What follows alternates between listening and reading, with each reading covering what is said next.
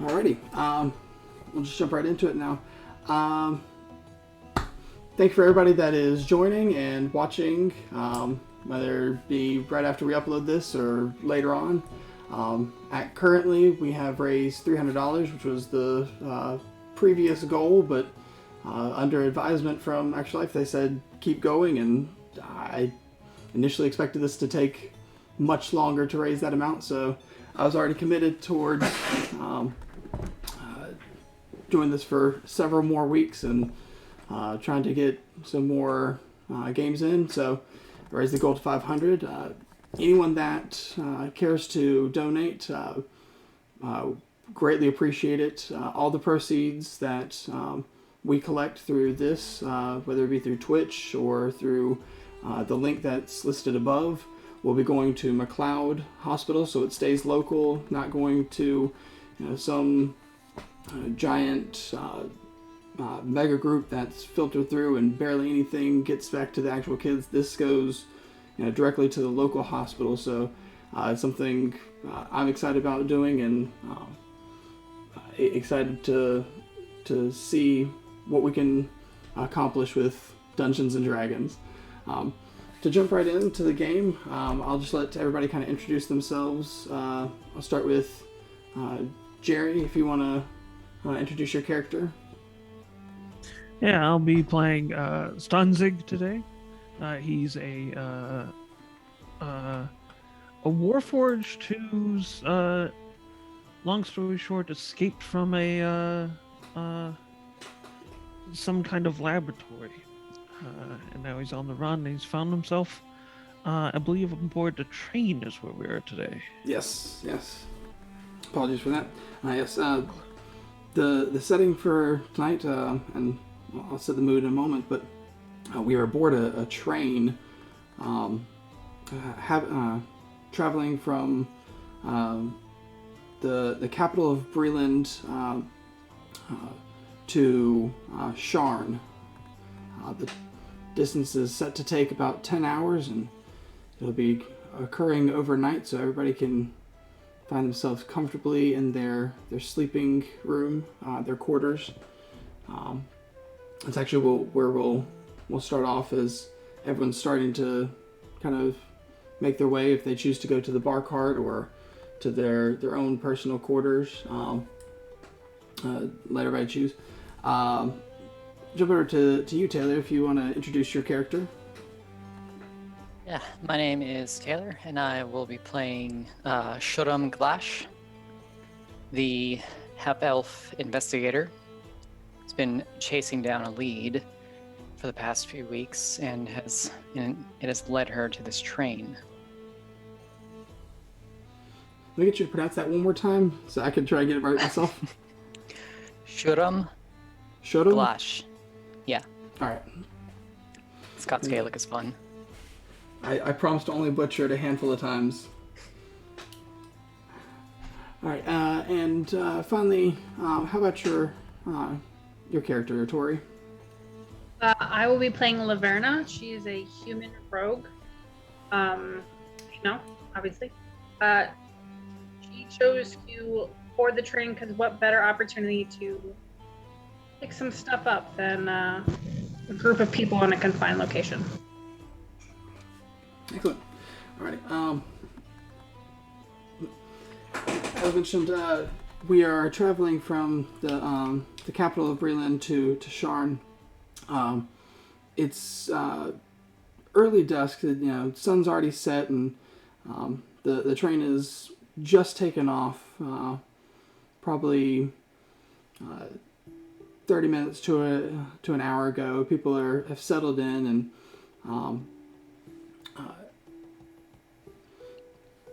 the area that you all have selected would be in the standard rooms of the lightning coach. These are the ones that on the map here are towards the second to last from the right. So if you can see engine of the train, I remember you guys said that the map was backwards for you guys. Is the engine on the left or the right? It's on the right. It's on the right for you guys? Okay. So the standard would be the ones that are on the left then. I apologize, it would just be a little bit backwards. So going from right to left, you got the engine room, and then we have the deluxe suite as the second car. The next one is a smoking lounge. Then we have a bar cart, everyone's favorite. The next two carts are like a standard seating where you can kind of be more relaxed, not confined to personal sleeping rooms. And then the next two are sleeping, which is basically you can store your stuff. It's got the beds. Behind that is a dining cart, and finally there is a cargo. So as the train has taken off, there's all kinds of bustling about, and where would each of you like to start yourselves? Are you finding yourselves trying to be more confined, or returning to your own sleeping quarters are you trying to find yourself more confined into your own sleeping quarters, or socializing amongst the bar cart or the smoking lounge? I will be picking up a beverage at the bar. Beverage at the bar? Alright. What about you? Nope, I already forgot how to pronounce it. I would definitely be in the smoking lounge. Smoking lounge? Alrighty. And how about you, Jerry? You said our rooms were up in the electric car. The rooms are the ones that are they're a little bit towards the back. So the VIP or the deluxe sleeping rooms are further forward. Then you got the smoking lounge and bar cart, the standard seating, and then the standard sleeper rooms. Okay, so we're in the poor section. Possibly less poor, more modest economy. Yeah. No. So yeah, poor. Just a nice way of saying it. But we're in coach. There you go. Yeah, I'd probably be hanging back somewhere in a room to myself. Alright. At the moment. I'll pass through linearly of the train and proceed through.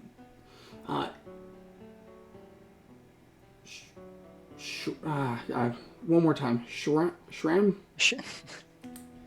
I know this. Shoram. Shoram. Hold on. Shoram. Can we mark this map? Hey. Sure, let's see if I can.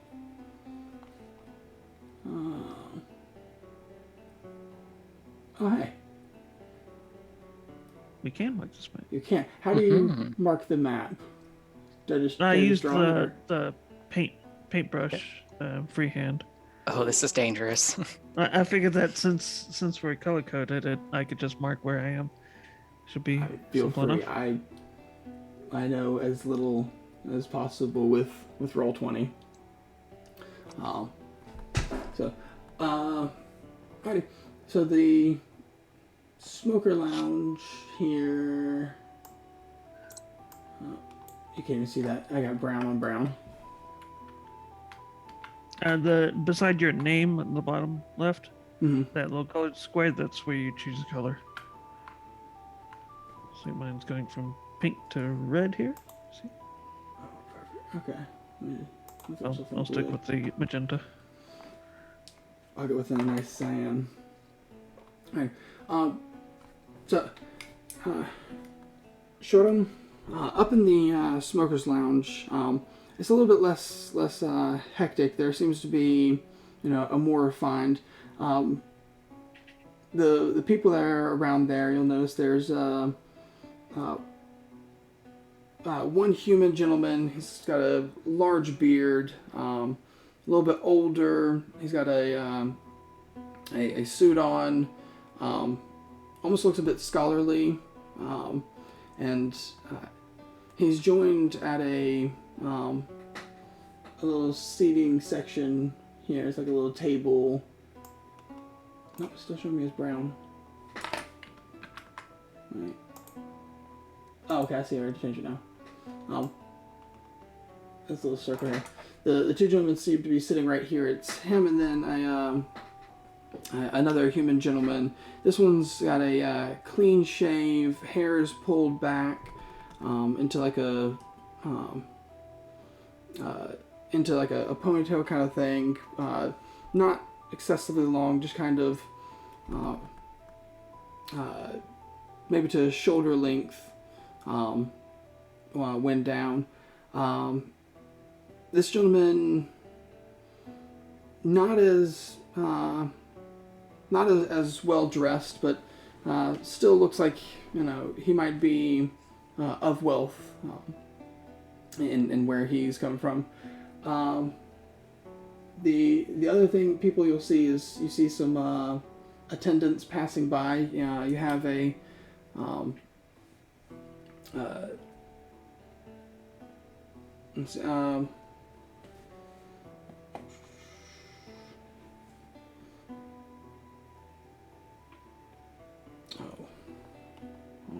we're gonna.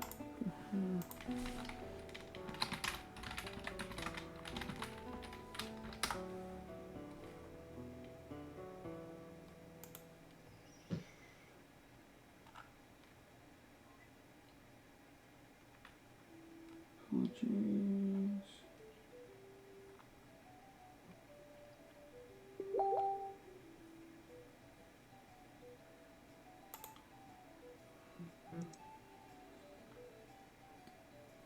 Okay, all right. Yeah, you have a young, maybe early 20s halfling female that's kind of bustling around, coming around taking orders. She's stopped at the two gentlemen, asking if they she can get them anything, any drinks. She comes by after servicing them, comes over and asks you if there's anything that she can get for you. I politely refuse. Are you sure? Well, if you need Yes, I'm anything sure. else, Thank you. you just feel free to call on me, all right? And then Will do. she continues on, heading back towards the bar cart where we'll follow her to join in with Laverna. Laverna, the bar cart's a little bit more busy. There's people coming and going. A lot of them are grabbing something to take back to the their standard seat, where they're having conversations of this and that, and some might even be taking it back to their room. So the bartender that's there, also a halfling gentleman, looks like he might be somewhere in his maybe upper 60s, but still rather spry and able to move about. Has lots of energy. You can see him as he pops up on a little stand so that he can kind of get eye level. Gets an order from someone and drops back down to grab a glass or a drink from below, and then pops right back up to serve. He's less so coming around to each person, and whichever one seems to be calling him or he's noticed has been waiting the longest. Would you like to flag him down, grab something to drink for yourself? I would, yes. And as people are coming and going, the ones who seem pretty occupied or have like more than one person with them, I would like to try and pick their pockets to pay my way for the night. Oh, excellent. Alrighty, let's do let's go ahead and get the first roll then. Give me a sleight of hand check, and while you're doing that, I'll also make a note for the charity. I've offered anyone that might be interested in participating in it. I'll be doing a Nat 1 challenge. So for every natural 1 that is rolled, a certain amount will be donated towards the charity. That way, the worse that we do on the game, the better the children do. So we can all cheer for natural 1s. So I accidentally did it twice. So my first roll was a 23. Alright, and are you rolling in? I'm rolling in roll 20. Oh, okay. Let me pull up that chat then. Would you like me to roll in the D&D Beyond? If you don't mind, I think it might be easier because if you have your character sheet pulled up, you can just click on it and it'll add all the necessary stats and whatnot. Oh, neat. Oh, cool. Let's see if it... That didn't add my plus 10 for sleight of hand. So it's a 17. 17? Oh, yeah. Yeah. Easily. The person that you're picking the pocket of is a half-elf gentleman. He looks like he might have been drinking a little bit before he got on the train. He's got some business attire, but his necktie is loosened, and this is the I just got done. I'm trying to get back home. I want to relax. You pick his pocket, and let's see. Is there somewhere I can go?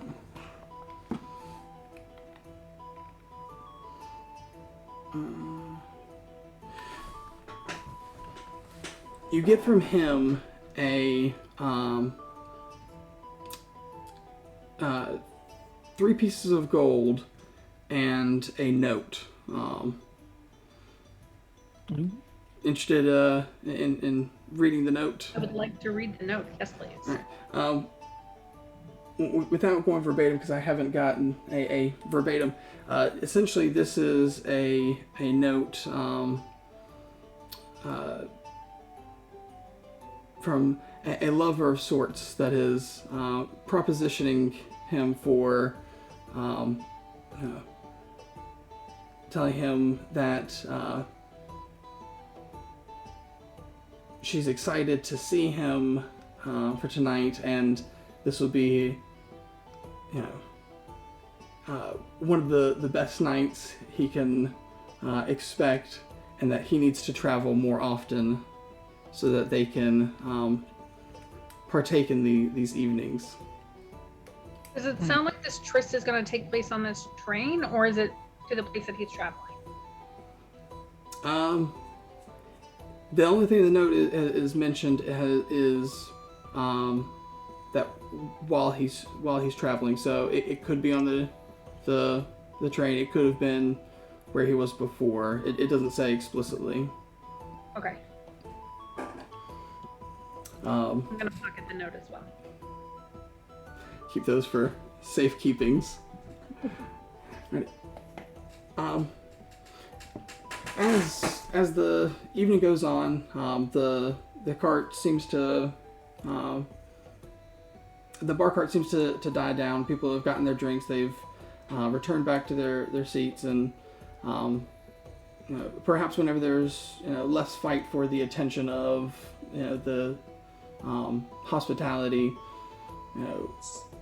the hospitality will come around and take orders. But that initial start of the evening when everybody's first getting on the train, there's far too much for most people to want to wait for the hospitality to come to them. So everyone's kind of making their way out of the bar cart. Shortem, the 2 gentlemen in the smoking lounge continue with their conversation. It's that it seems jovial, and there's points of laughter, points in when they kind of get a little bit more serious, and talking about the politics of the day and age that they're in. But nothing seems to be going on besides those two that are in there. You get the idea that this area is a lot more highbrow of an area. It's the standard cart seems to be kind of staying towards the back rather than the smoker lounge. Smoker lounge almost has an air of money to it.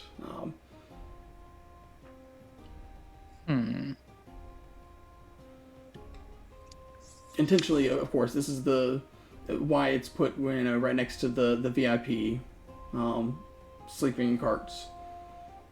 Naturally. I'm gonna try to listen in on the conversation, see if there's anything of particular interest that they're talking about. Alrighty. Amongst the conversation, you pick up from the older human gentleman with the beard and all,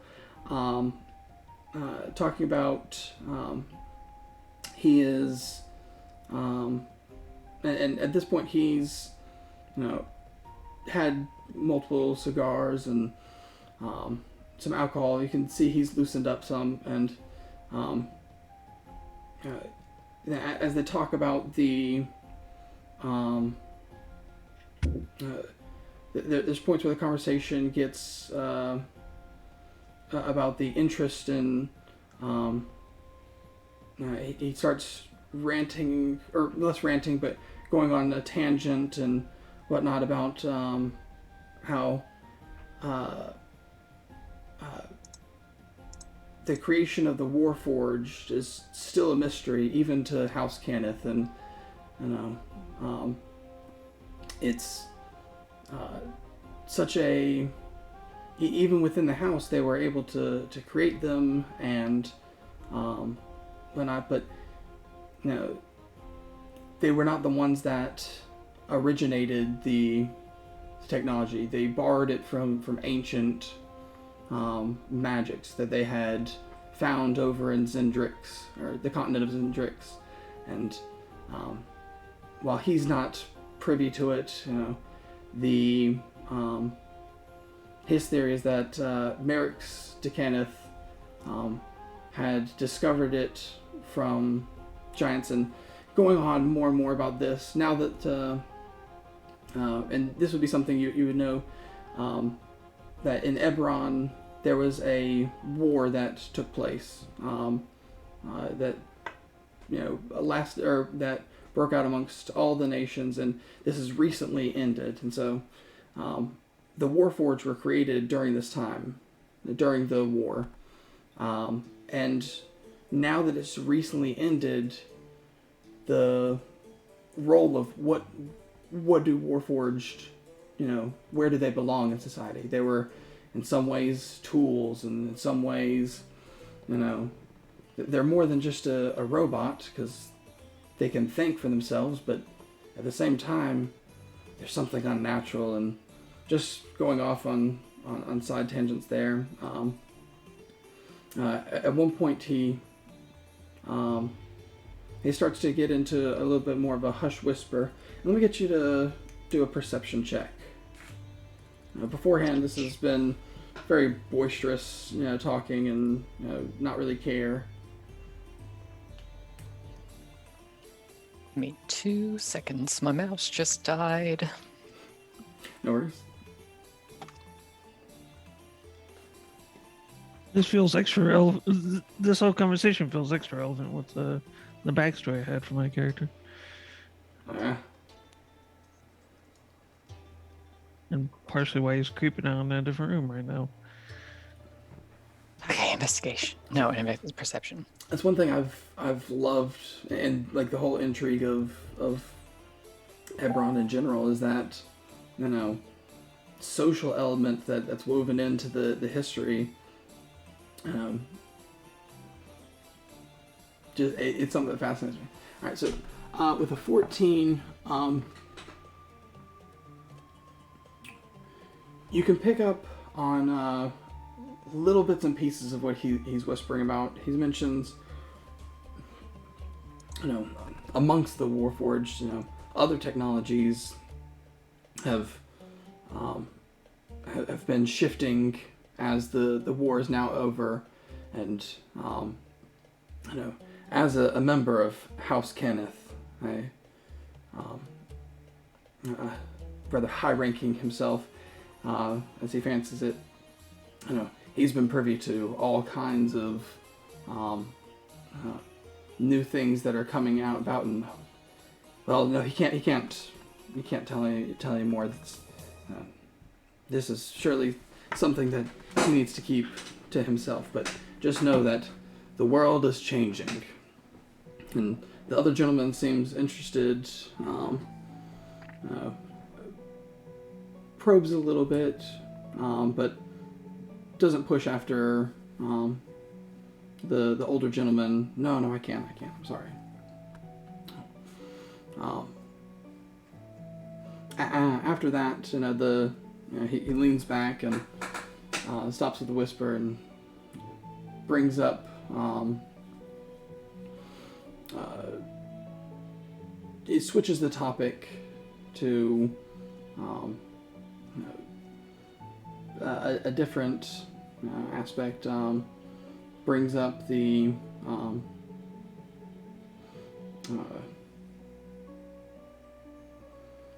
gossips that are going on in Sharn, and just general topics there. The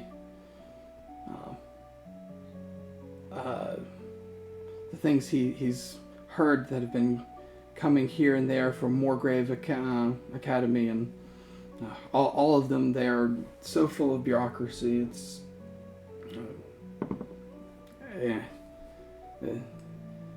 getting the funding to do certain things. He's heard of colleagues, you know, and it just trails off into other stuff.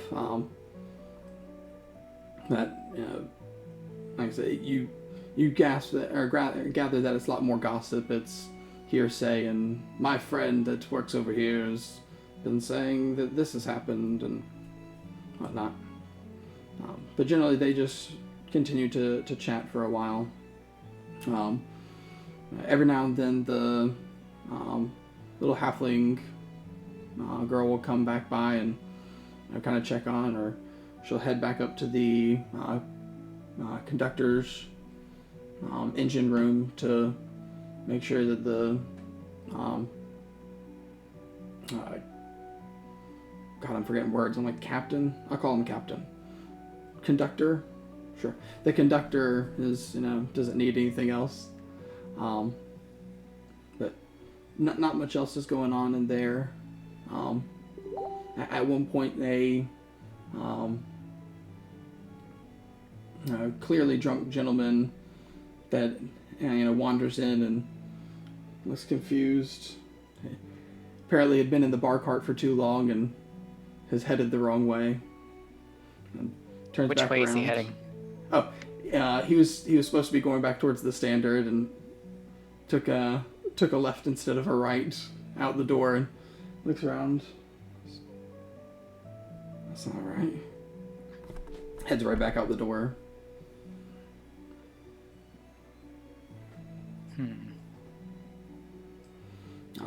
I'd say about this point, it's maybe been 2 hours on the train, and it's closing in on late evening, a good 11 o'clock,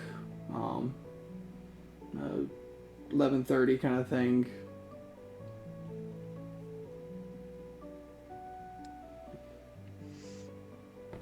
I guess I'm going to retire to my room for the evening. Alright,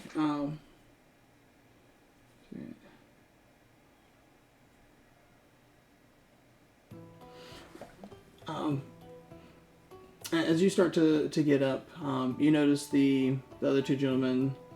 They kind of sense a cue, and they're, no, you know what? I should do the same. And you see them both stand up and proceed towards the VIP lounge or VIP rooms. And they head out one door as you head out the other.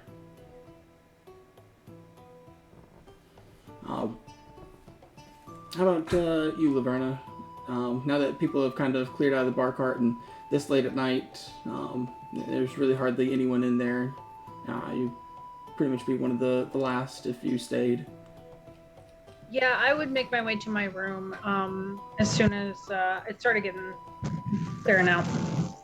Okay. Less chance to pickpocket as there's fewer people amongst. Alrighty. You head into the. Alright, you head back to your room and. Once everybody's in there, it seems all quiet. If you wanted to go ahead and take a rest, you can. I'll make sure to lock my door first. Oh, you should lock. Okay. I'll lock my door. Alright. While you were sleeping, you guys start to hear, and it's maybe been about 4 hours into your rest when you start to hear some commotion going on outside your door. And it's not like a fight or anything. It's just a bunch of a lot of murmuring, especially for what would now be 4 a.m. kind of time. I'm gonna peek my head outside the door and see what's going on. As you look out the door, anybody else doing the same, or? I'm going to cast a spell real quick. Okay. Go ahead. Yeah. So I mutter an incantation to myself, and using my connection to my patron, I'm going to summon my raven familiar. Okay. Excuse me. Yeah. So you summoned your raven familiar. And are you stepping out into the hallway as well, or? Yeah, I'm gonna crack the door a little bit. Okay. And send my raven down the hall just to scout a little bit. As you guys look out, you see the little halfling girl seems frantic and panicked. There's a guard that has been stationed on the train, a standard thing, and she's talking to him, and other people have kind of peeked out, as she had made enough of a commotion. It stirred some. You see in the other rooms there's a goblin, a male goblin, probably fairly young, not like infant or child, but goblins have a short lifespan, which if in Eberron, just for a point of note, goblins are not the same as Forgotten Realms. The goblins are can be every bit as intelligent, breaking the mold from the norm. So there's a young goblin male that's peeked his head out of one room. You've got a one room is this gnome woman that is trying to quell 3 children that are all, just, I want to see, what's going on? And she, shh, go back to bed, it's late. And clearly she's nosy herself, wants to, but give me a perception check for anybody that is looking out to see if they can kind of hear what the halfling attendant is mentioning. Perception. 22. 12. Let's see. How do roll?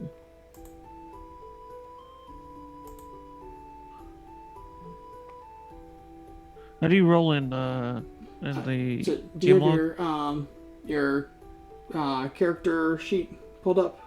Yes. If you just click on, I believe it's just like the number part. Ah. Yes, indeed. I'm gonna slide this over here because it seems to. I want to update if it's not pulled directly up in the front. All right.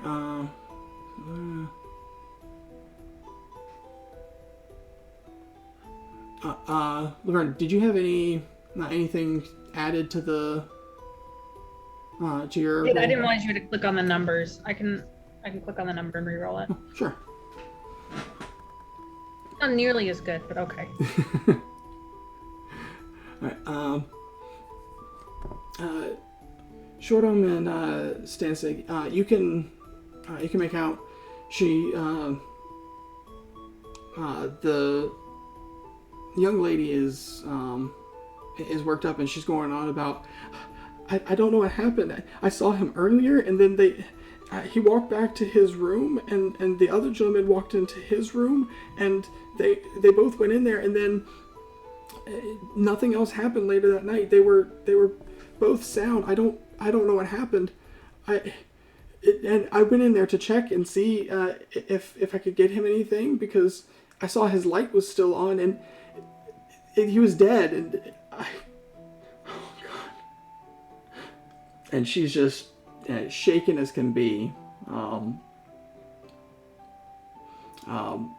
the guard, hold on, just calm down. We need to go. We need to contain the area and find out what happened.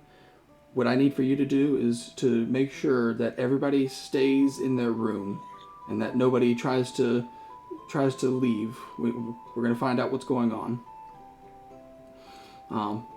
And she's, I think I could do that. I'm sorry. Okay. No, I'm sorry. Can you? I need a moment. He's okay. I'll get someone else. You take a breath. Get a glass of water. And he proceeds out to head back towards the from where you're at. You just see him head back up towards the front of the train. And she takes tries to make her way back and heads towards the dining cart. Clearly get something to, a glass of water.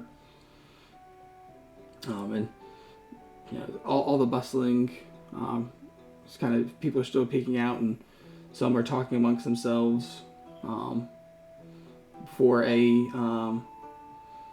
another attendant comes down. People, if you could please just stay calm. There's nothing to be alarmed about. Just stay within your rooms. We'll get this all figured out. Not really telling anybody what's going on, in hopes of not alarming anyone. Are you guys just gonna revert, come back to your rooms, or? I would like to do a history check to see if when I was boarding, if I remember who went into that room. Okay, So sure. they were talking about the dead guy. Oh, gee, yeah. Yeah. So the so the rooms that she was referring to, you can gather with you guys being in the front of the first car of sleepers, for them to have headed back up, they're talking about the VIP rooms. Okay.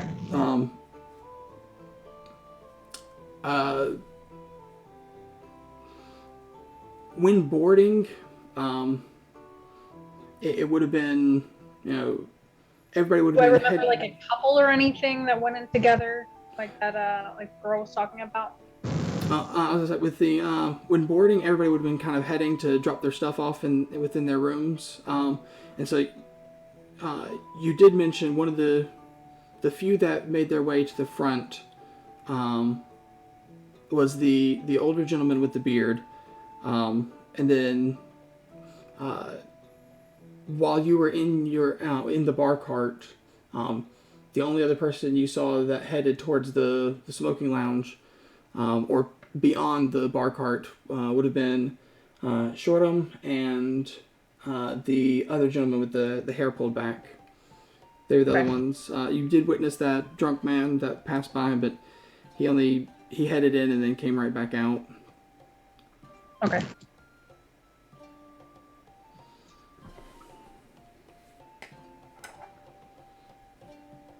Is that guy still there trying to usher us back into our rooms? He's going from room to room. He's perhaps at the one of the other rooms at the moment, but eventually he'll make your way towards yours. If you want to wait until he does, or if you're stepping out or anything. No, I was gonna wait until he passed and then sneak out and try and see what's up. Okay. Yeah, I was gonna go ahead and do it since he's statistically not at my door. I said, what's the? I know you've marked Stansig, which room you're in. Well, which room are the other two? Are you other two in? If you can put that on roll 20. I am right here.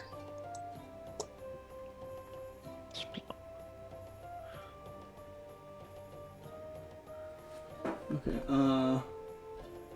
Wait, which one is Lavender? That's me. Okay, you're on the last one, and then the red square. Silver. Okay. All right. So you wait until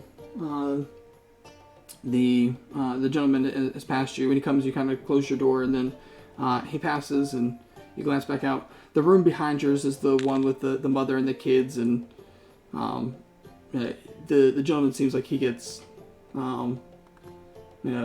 caught up in trying to wrangle them as they're, what happened? Is there a dead body? Can I see? And he's like, no, please just shh, calm, ma'am, can you? And she's like, I'm trying. She's frazzled. Okay, I rolled that twice because I have an advantage with my cloak. Elven cloak, when you pull the hood up, you have advantage on your stealth checks. So I pull my hood up and then slip out of the room towards the front. I'm gonna roll outside here, mainly because I don't have. Well, I can. No, I don't have a character sheet to roll. I'll just do it. For the cloak in particular, I should probably mention that perception checks made to spot me while I have the hood up. I have disadvantage. Okay.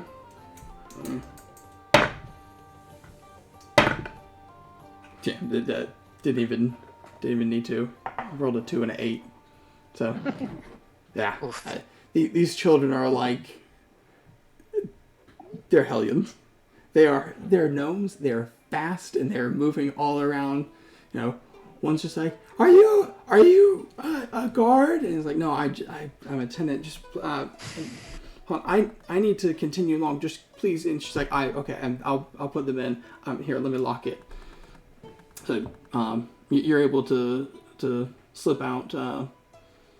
Stansig, and you said you were gonna do the same, Laverna? Yeah.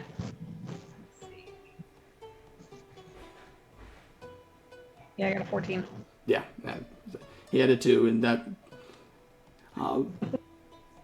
with what he's got going on, it'd be hard to not get past him. What about you, Shortum?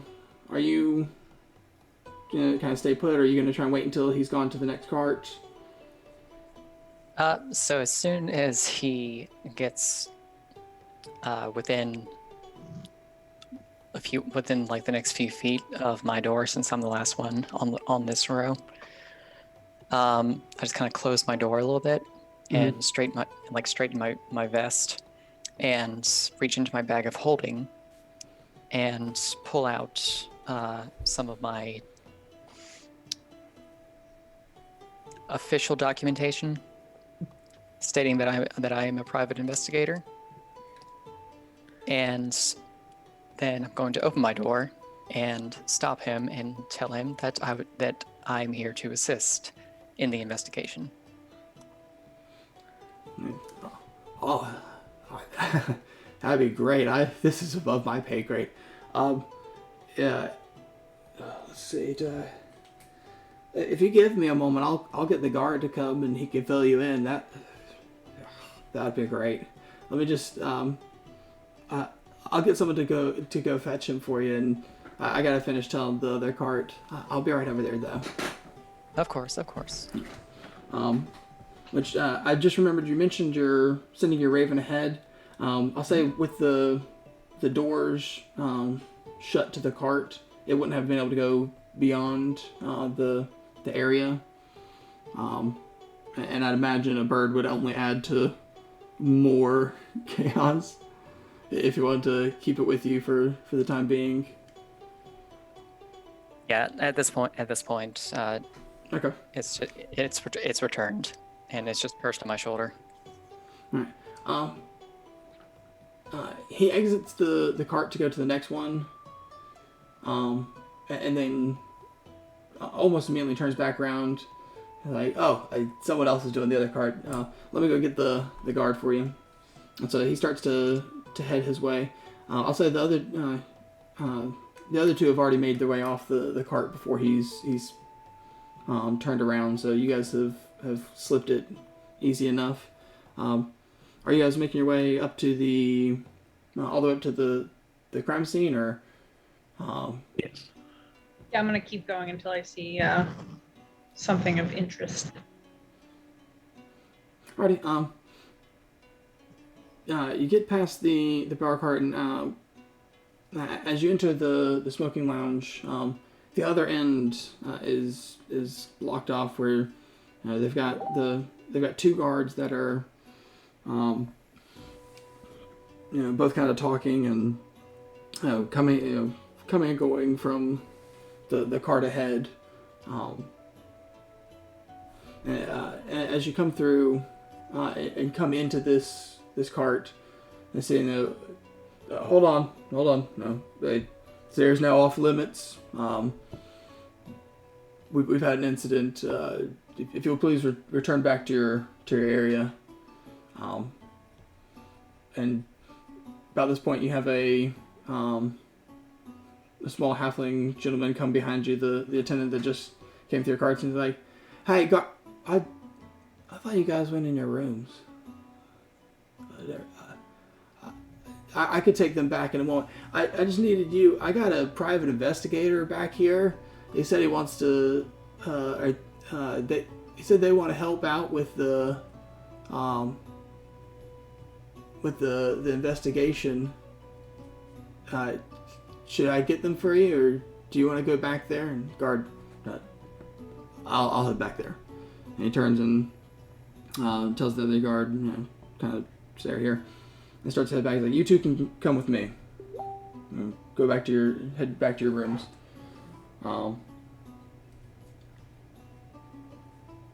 Are you willfully going to do it? Yeah.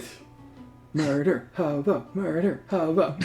I'm going to latch onto the other rogue. Like, I'm them. I'm here too. I missed that. Say again. I'm gonna latch onto the other rogue and say that I'm I am also here to assist. Oh, okay. Well, let's head back and go pick up this detective. Oh, boy, we got lucky having two. You detective as well? I'm an apprentice. He's gonna point to you, Stanzig. Sure. Boy, we got So lucky. convincing. 3 detectives. I have a charisma of 8. What do you want? Well, he has an insight of apparently much lower. Like, my other seems- plan was as he turned and walked away, I would just stealth check and just, ignore him. I say he's Not notice I didn't follow. he's got this is 4 in the morning. He apparently wanted, expecting an easy ride, no trouble. So for this going on, he's like,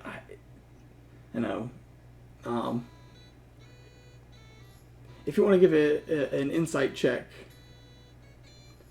if you care enough to see why he's so willing to accept your answer, you can, or we could just continue. Robot don't care. No. Alright.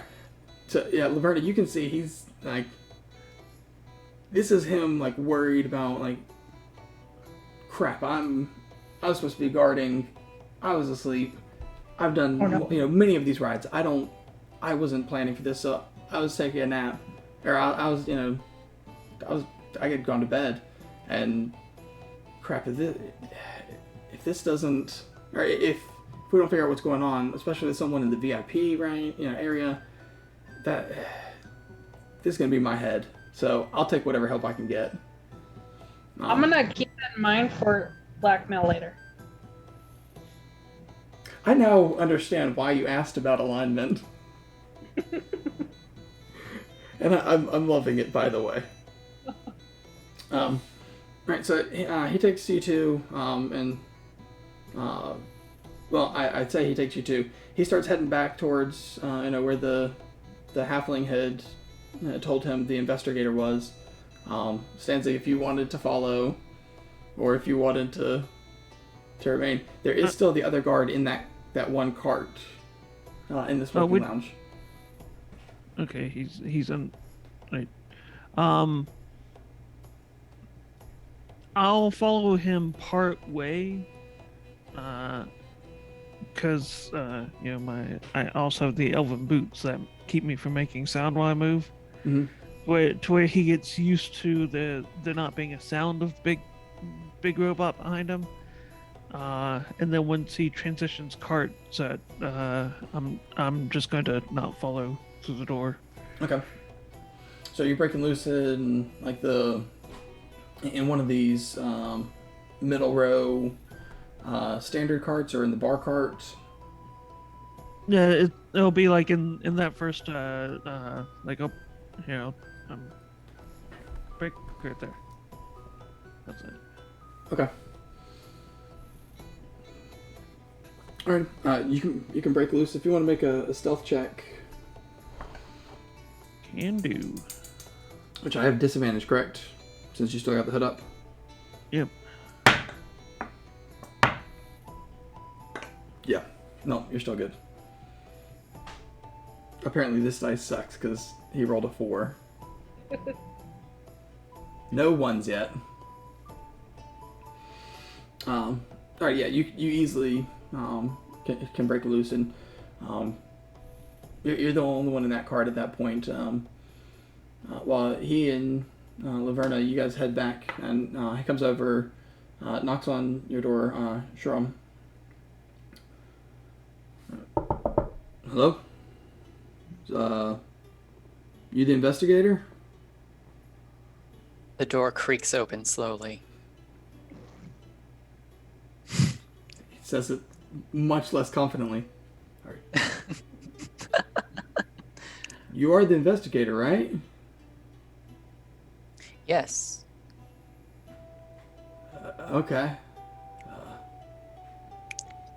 Could you show me to the crime scene, please? Yeah, that'd be best. So, grabs you, start heading up to the front, which he's not even paying attention to the fact that you're not with him. Standing sick. Are you doing anything while they're?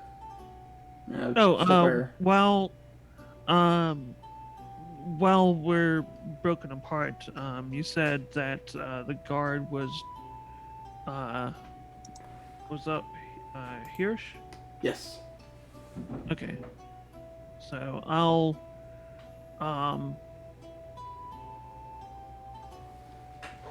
since I don't want to go back that whole way on my own and deal with that one guard, I'll stay here in the bar and just kind of slowly cruise around it to see, making a investigation check. One of these things. Oh, gee, okay. Say again, where are you investigating? I'm investigating the bar area to see if there's anything that could, like, if the murderer, like, say, went and stabbed dude and on the way back, like, stashed a knife in here or left any evidence on the retreat back through this way. Yeah. You look around. Nothing really seems out of the norm. It's incredibly perceptive of the floors being sticky. The counter has been wiped down, but not to a great degree. This older gentleman that's been busy is this late at night. He's, I guess, leaving it for the morning shift. But nothing that seems You know that feeling. akin to a murder weapon of any sort.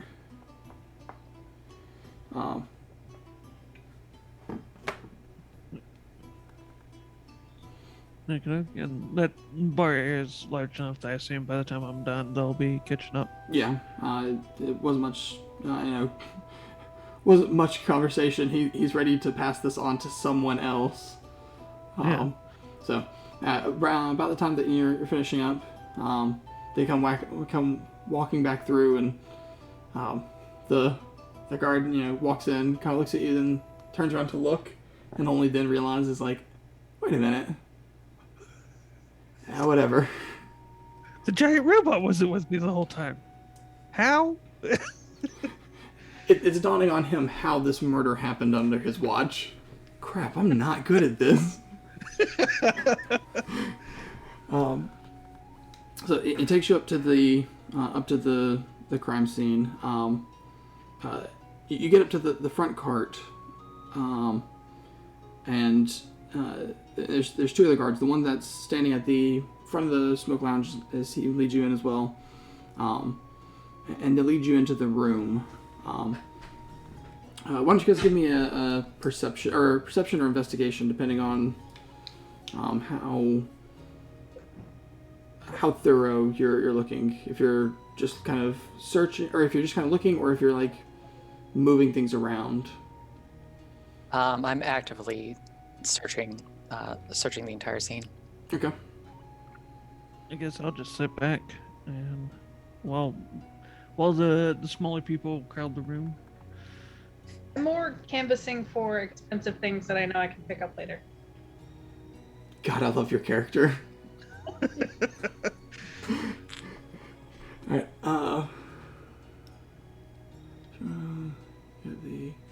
Alright, so what you all notice right off the bat, a couple of things. One, there's a body, located, right in the room when you first enter. It is the older human gentleman, the long beard, and you see he's got a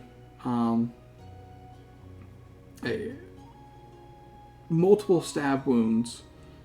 Throat has been slashed, and it almost appears as if or multiple stab wounds towards the chest, and like sliced, and then the throat was slashed. Is anybody investigating the body itself? Yes. Okay. Give me a medicine check.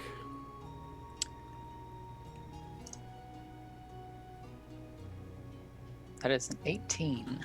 18. Locating where the slashes on the chest are, this gentleman is missing his heart. Amongst the rest of the room, you see there is a like coffee table kind of area. And by the way, let me mark the map. The room that we are in is this first one here. You guys can see that. Okay. I just mark the door. Mark the door. So you notice the on the coffee table area, there appears to be a bag with stuff that had been scattered amongst it. The bag is on the ground. It looks like it had been dumped out onto the coffee table, and there's a couple of embers, or like ashes kind of thing, where almost like something had been burned. You also notice that the window is open and that there is blood on the window.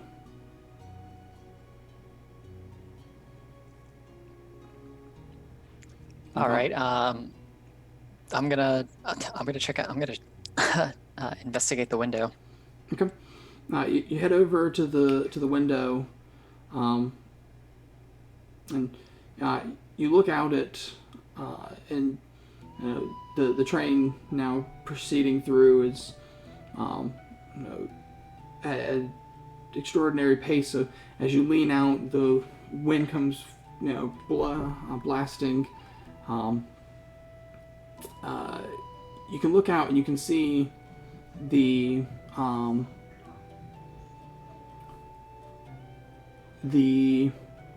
blood goes from the windowsill. It looked as if they had opened the window, and then there's a couple of prints that lead out the window, and you're having trouble making out because it's pitch black outside, and there's I do have dark vision. Never mind, you make it out just fine. You can see by sticking your head far enough out the window, the blood leads out and into the next window.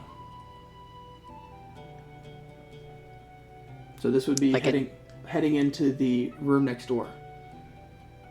Okay. Is there a door separating the two rooms?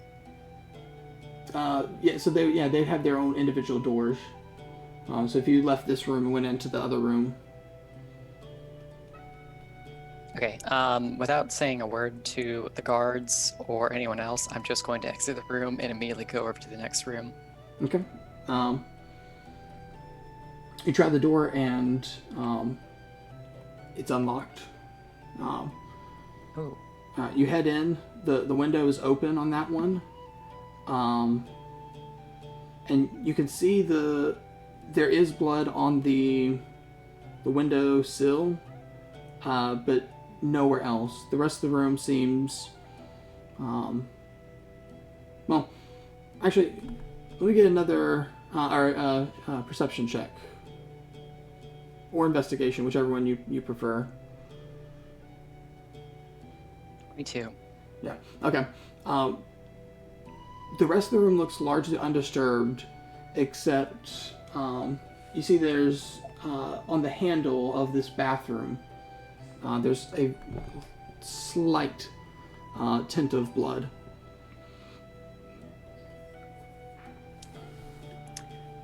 I guess I'm going into the bathroom. You go into the bathroom. and uh, there's not much to really witness there. It looks like what you can probably glean is that whoever came in through here washed up and then exited. But there's no one in this room or the other room. Or there's no one in this room or the bathroom. I'm gonna do a quick Arcana check. 12?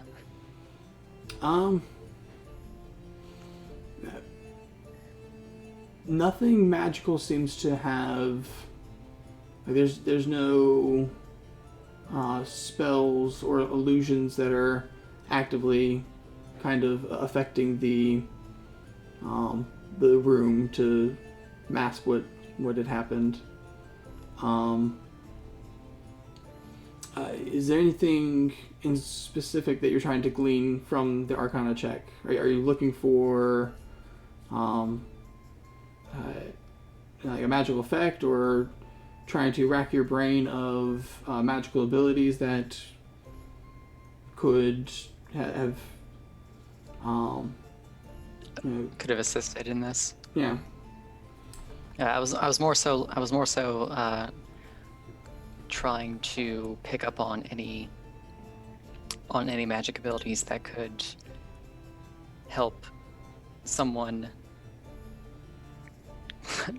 travel from one window to the next on a speeding train, climb through that window while presumably covered in blood, make it all the way into the bathroom of that other room without getting blood anywhere, and then clean themselves up without leaving a trace. All right.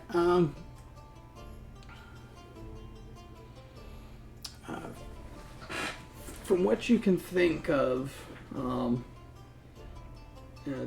there's all kinds of magic that could go on.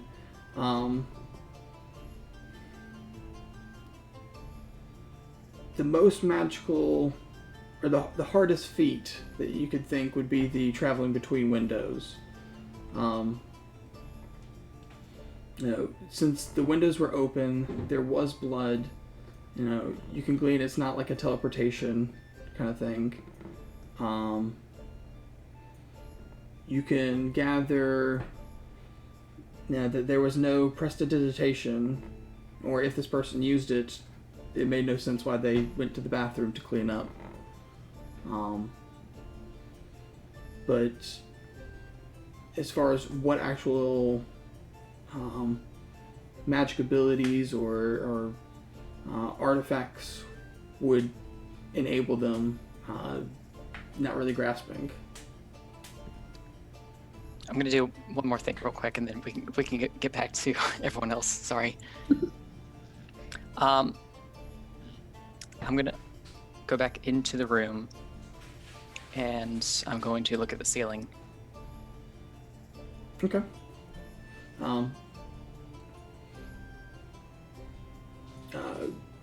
When you go in, didn't seem to be anything particularly exceptional about the ceiling. There is, a little bit of ash from whatever the person burned from within the bag. You know what? I'm gonna actually retroactively add one other thing with that medicine check you had.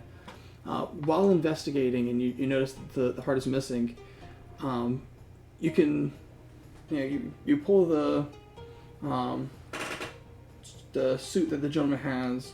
You pull it open, and just below the scar, you can kind of notice he also has a faint marking that you would know was a dragon mark.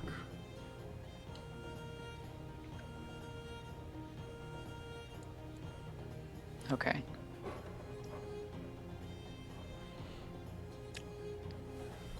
would I know which house which house it was associated with? Gleaning, since this is the gentleman that was having the conversation earlier in the cart, you'd be aware that this was the House of Kenneth. This is the House of Making, the ones that are involved with essentially all technological advancements. They are in cooperation with all the other houses and whatever gets them a profit. Okay. I think that's all I have for now. No, you said the guy had been stabbed, his throat cut, and his heart cut out? Yes. Okay.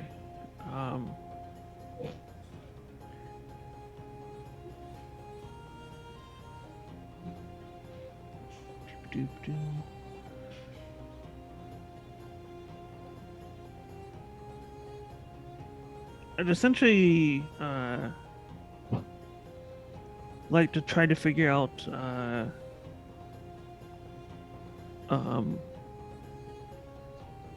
where, like, which of the attacks happened first, essentially.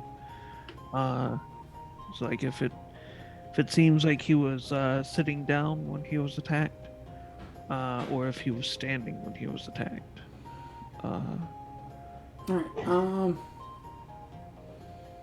what kind of check would that be?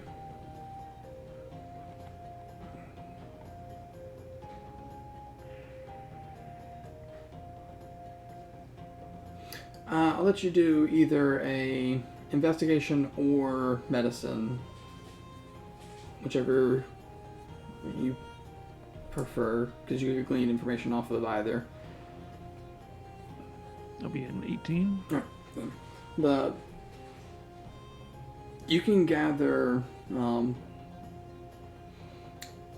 from the blood splatter.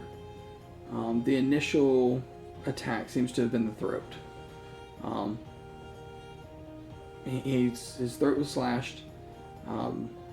He fell to his knees and then was proceeded to have been stabbed, and the heart wasn't removed until after he had been killed. And is the angle of the throat cut enough to determine like a rough height of the attacker?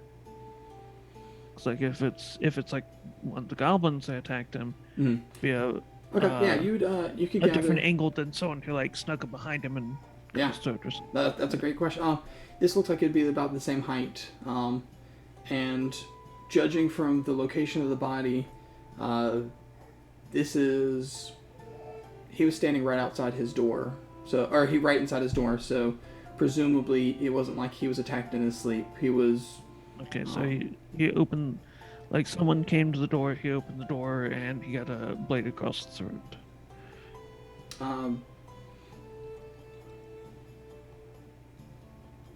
No. So No. Interestingly enough, while deducing that, he was facing away from the door. Like he had walked in, and before he had closed the door, he was attacked. Okay.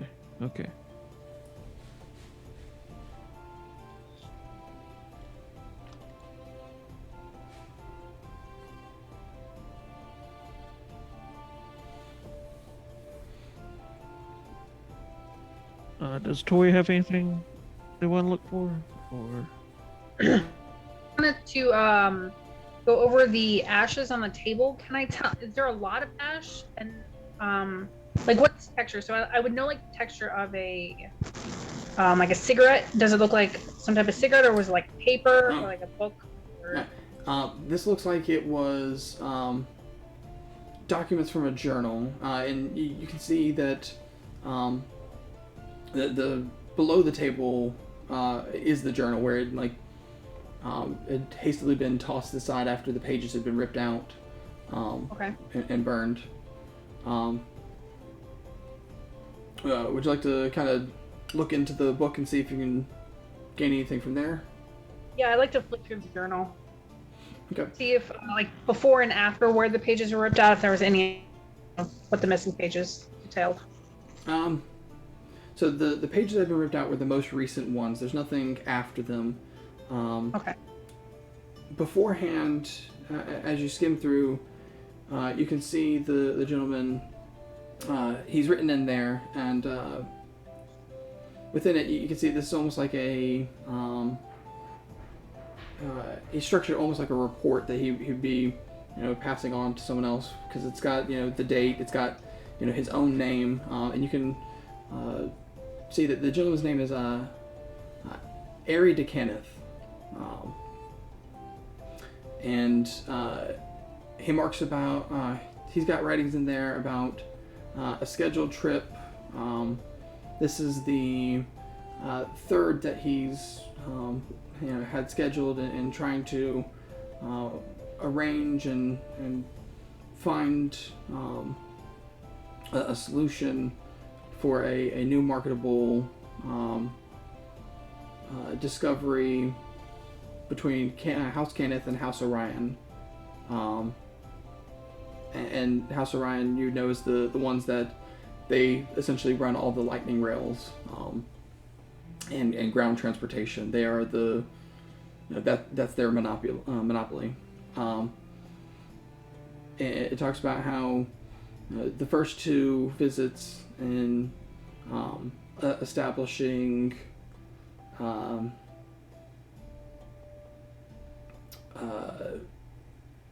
a partnership seemed fruitful, but did not produce the necessary.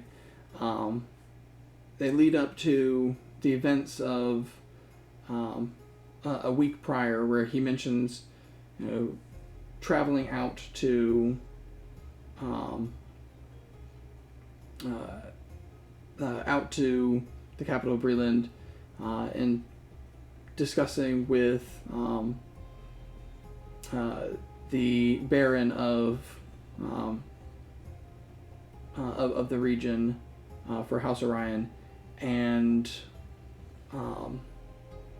they think they've come to a breakthrough, but he doesn't have the he'll have to see what the results of this stay will have, whether this will produce the technology they're looking for. Unfortunately, within it, the pages that are ripped out, you can't glean specifically what their partnership was looking to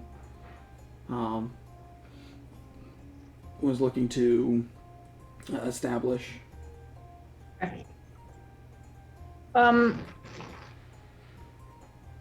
Did the other rogue? Sorry, I'm not gonna butcher your name.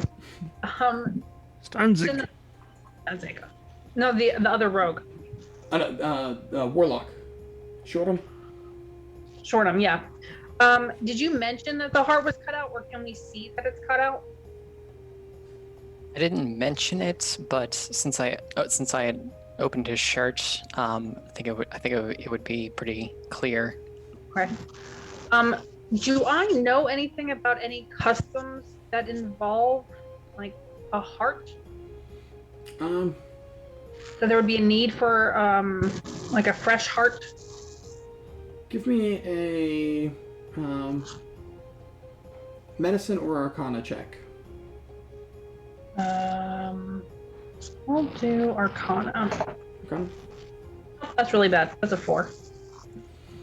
I don't know anything about heart. No, yeah, nothing as far as a custom. Nothing of that sort seems to be standing out to you. Okay. While you guys are looking around, the guard kind of interjects and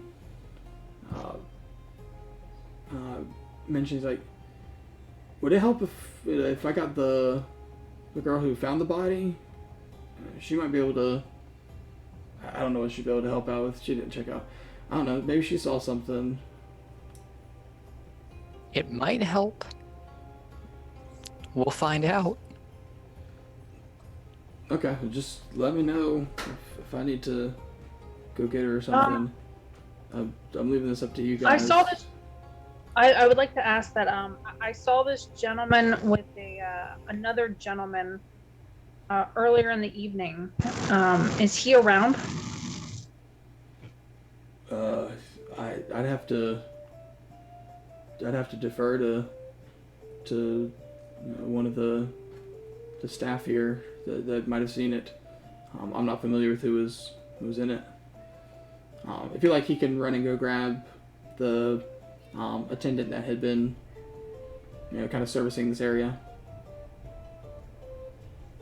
So I will say that I was in the room with both of them.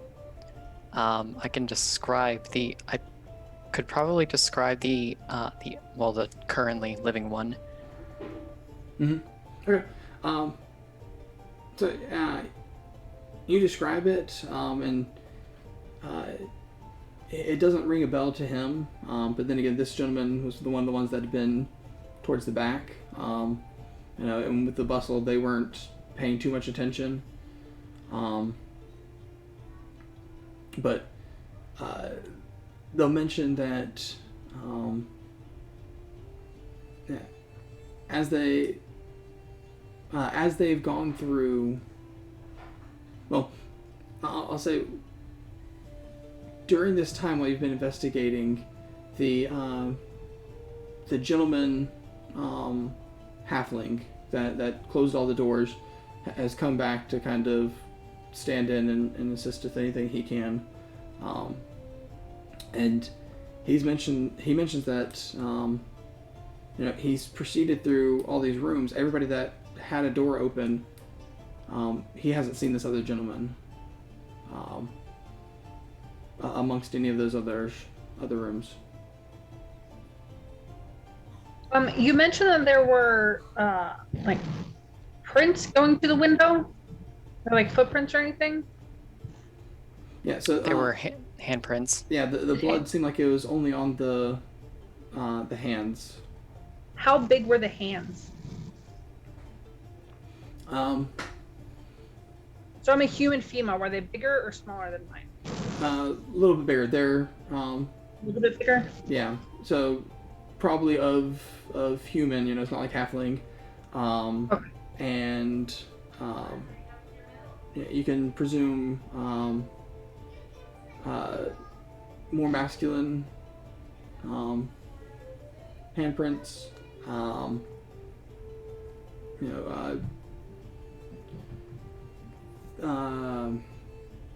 Hands that were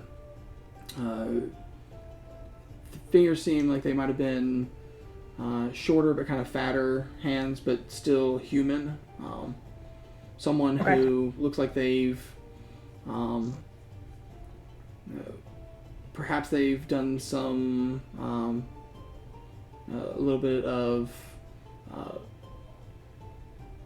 either manual labor, or they exercise, they work out, they do stuff with their hands, so they've experienced, these aren't very frail hands, essentially. Were there any indications of rings, like indents of rings left behind? As far as like with the handprints, or Handprint, yeah. Is there any like excess where you would think a ring would be?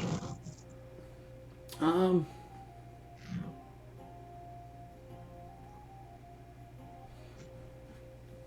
say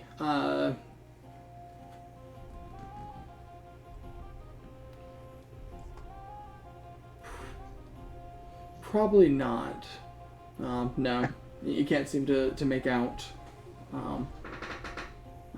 or rather, you can make out that there likely wasn't any rings on.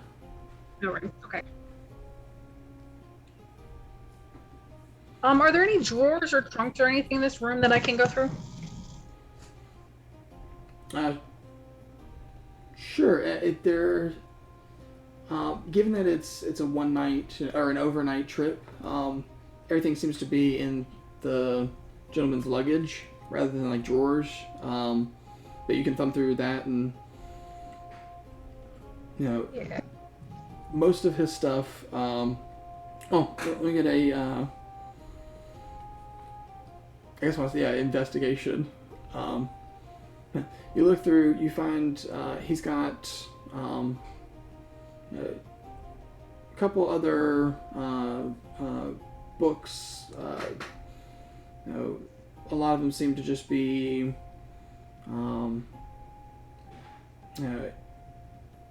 Maybe blueprints to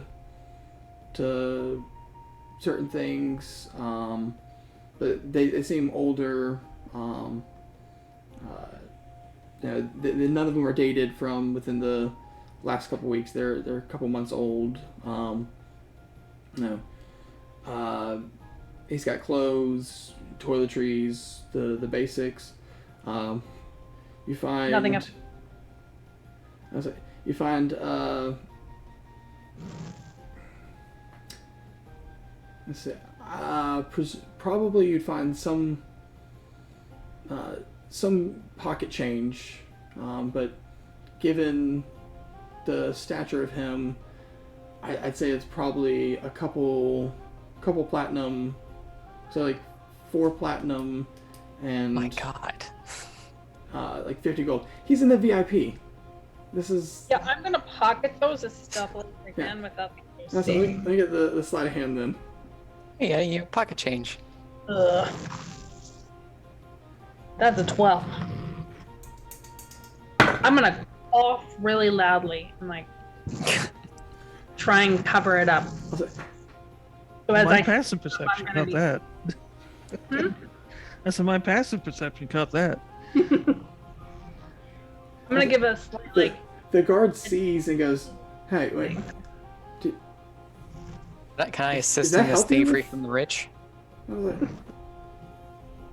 do you need that for solving what happened to him?" Yes. yes, you never know. This is evidence. All right, let me get a deception check.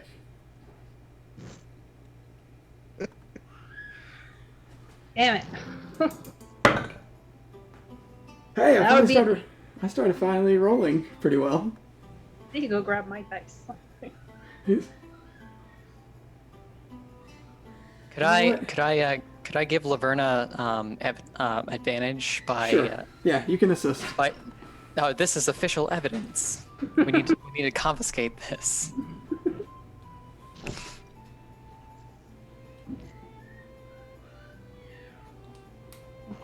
Do you have anything for sleight of hand?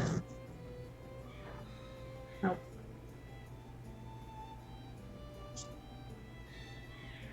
Were you able to successfully assist me?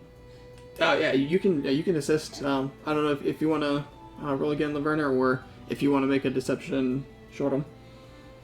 Yeah, I can do another. Let's see. I got a 16 for deception. And I got a 13 with added confidence. The look on his face is he's still not buying it, but he's like, look, there's no records of what these people brought in here. If you can solve this, I'll look the other way. I'm gonna pass him. I'm gonna go up to shake his hand and pass him a gold piece. I'm gonna bribe him. Bribe the guard. He looks. You know what? You hang on to it. I don't need this falling back on me. Just solve what's going on. Yeah, solve who figured out. Figure out who killed him. You know, we're on a train. It's someone here. So that's what we're doing. I'm gonna go back to rifling through stuff.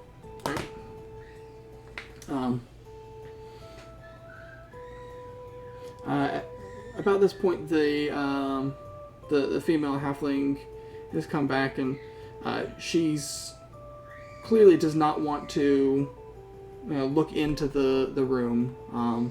She's frazzled, but she's kind of calmed herself a little bit enough that if she doesn't see the body, she might be able to help you guys. I'm going to like step out into the hallway with her and just kind of like close the door slightly. Okay, how can I help? just you don't have to tell me everything. Just tell me what you saw. Okay. All right. You guys will protect me, right? Okay. The only thing I saw was earlier he'd been talking with another gentleman in the smoking lounge, and Yes. Yes, we'll protect you. I was even gonna make you roll, but that makes it worse.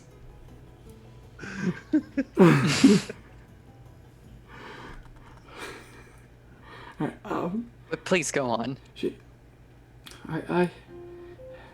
I saw him earlier talking with another gentleman, and they both went into the room, and then he came back out. Or they both went into that cart, but then the other guy, the guy with the dark hair that was pulled back, he came right back out and passed through towards the bar cart. But then when I went into the bar cart, he wasn't there. And then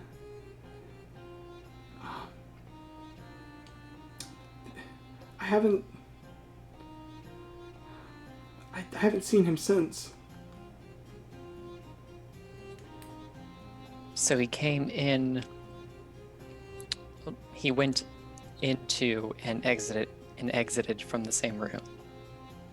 They both went into the cart, and then he came back out almost immediately.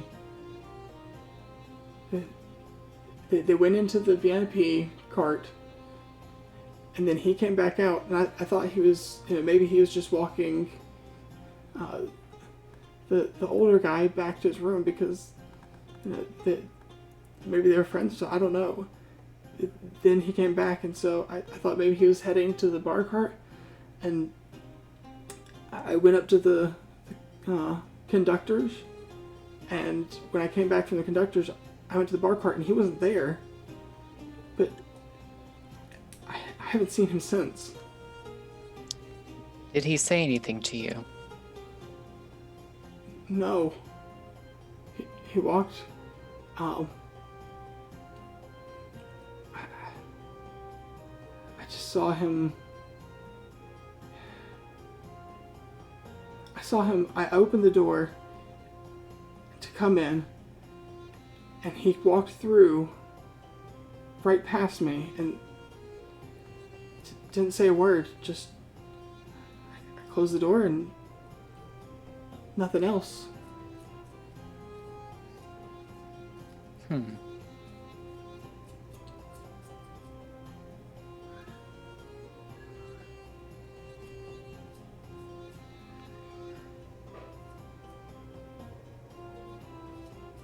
Do you know what his name was? The gentleman with the ponytail. No, I don't believe I caught it. Sorry, it might be in a log if they, reserved the room. I can go check. That would help immensely. So she heads off towards the front of the train to go secure that. I'm going to walk with her. Just escort her. All right. So she feels a little more secure after my really just selling after that. my horrible lie. She might feel like you're the killer. I don't know.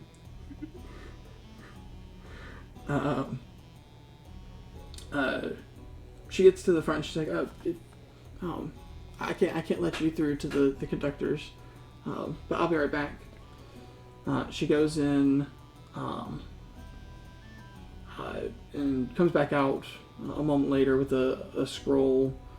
And is kind of thumbing through it or scrolling through it to find.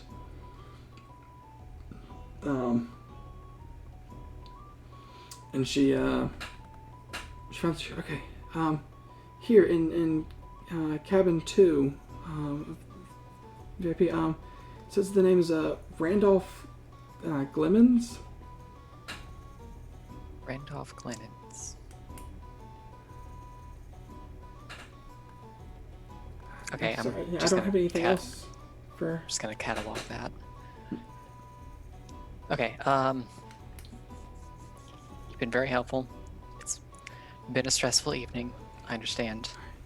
Let me know if there's anything else I can do. I'm gonna stay up here.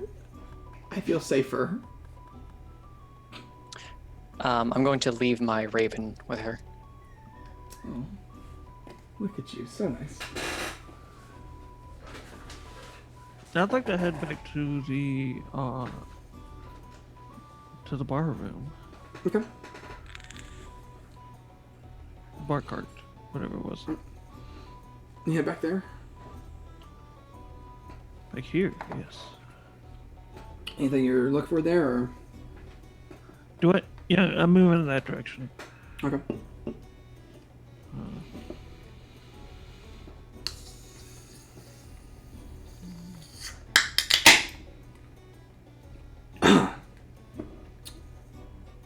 I essentially want to make sure that in the bar cart, like in the murder room, someone slipped out the window. The murder room. So it's not infeasible that someone would try, to avoid detection, would do the same thing, like slip into the bar cart and go out a window Mm-hmm. to get around a possible witness. Yeah. So,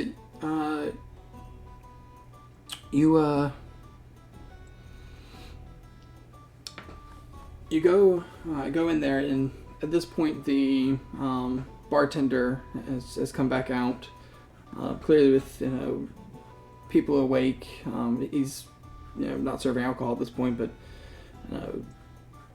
grabbing a glass of water, little things that he can do for the guards.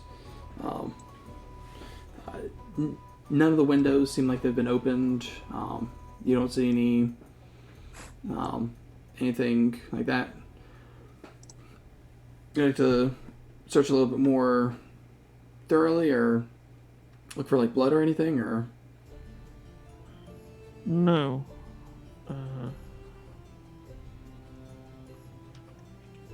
I suppose I'll head back towards the group. Okay.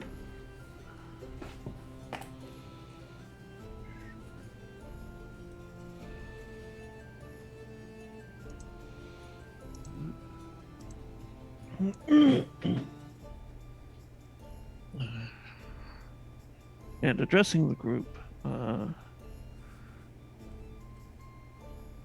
want to figure out, compile all the information we have so far.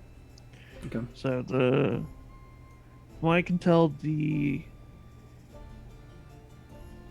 victim opened the door, has throat cut from behind. Someone comes in, burns some stuff out of his bag, and leaves out the window. That's everything my character has received so far.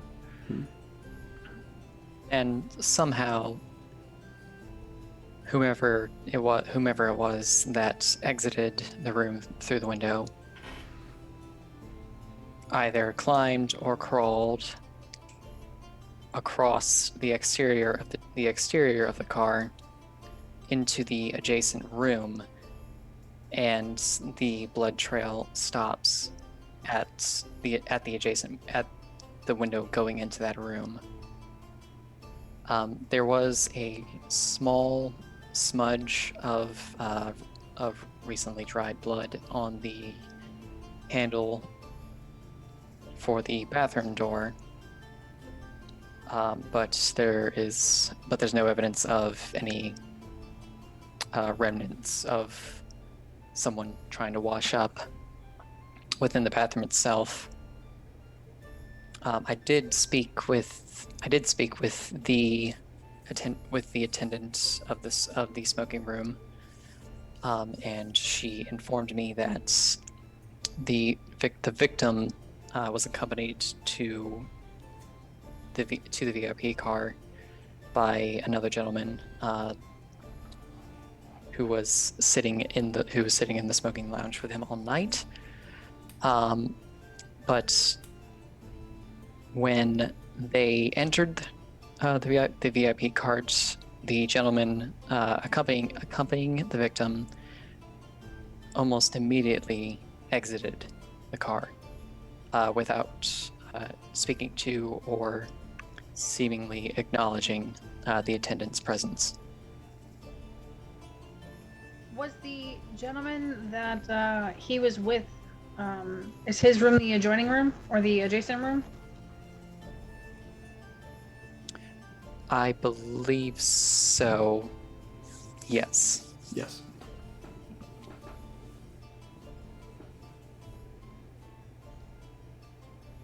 And I've already forgotten his name, but I shared that information. Randolph Clemens. Randolph, that's right. Mm.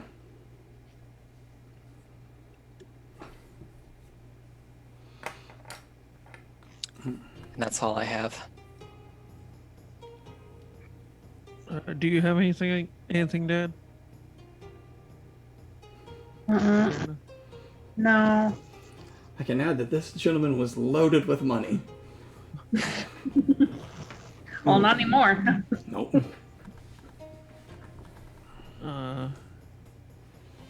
Okay, so I OC knowledge know the spell used to climb between the two windows. Is this a high enough Arcana check to in character know that?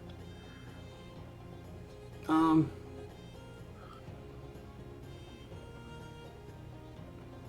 suppose you could know what the spell was. It's in just knowing, is there anything you're trying to be gaining from learning the spell itself, or if just that a spell was used?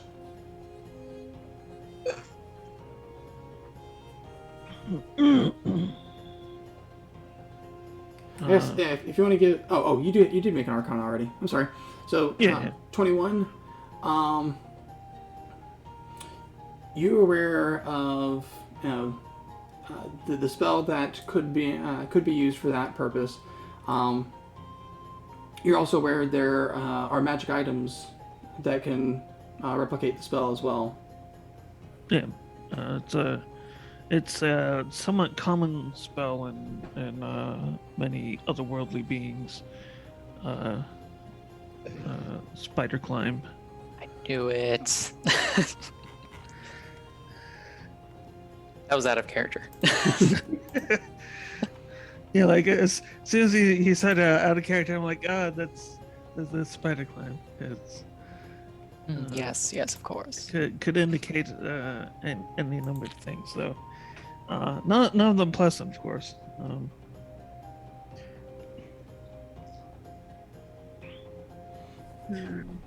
But compared with a missing heart, it almost feels like a vampire sort of thing. Would you like to give a medicine or... Oh, you did an Arcana check. But you're doing Arcana on the spell for the window. Would you like to give a medicine or Arcana on recalling aspects, or you can even do history, I guess, if you want, for aspects of why the heart was removed? Yes. Considering all the rituals in my background, that would be a... Yeah, I'll just do an Arcana check for that to see if I can pull it off. Oh, there's our first one. Oh. Oh, yeah, there's first one. So on one hand, no, I don't know. But on the other hand, the count to go up. Yay! um, yeah. There's countless reasons why a heart could be removed from what you think of. It could be, like I said, it could be a vampire. It could be, someone likes hearts. It could be. Yeah, we'll go with that. Yeah, It that's could definitely be I killed because I especially, like hearts. Could be an especially like a heated murder, you know. Yeah,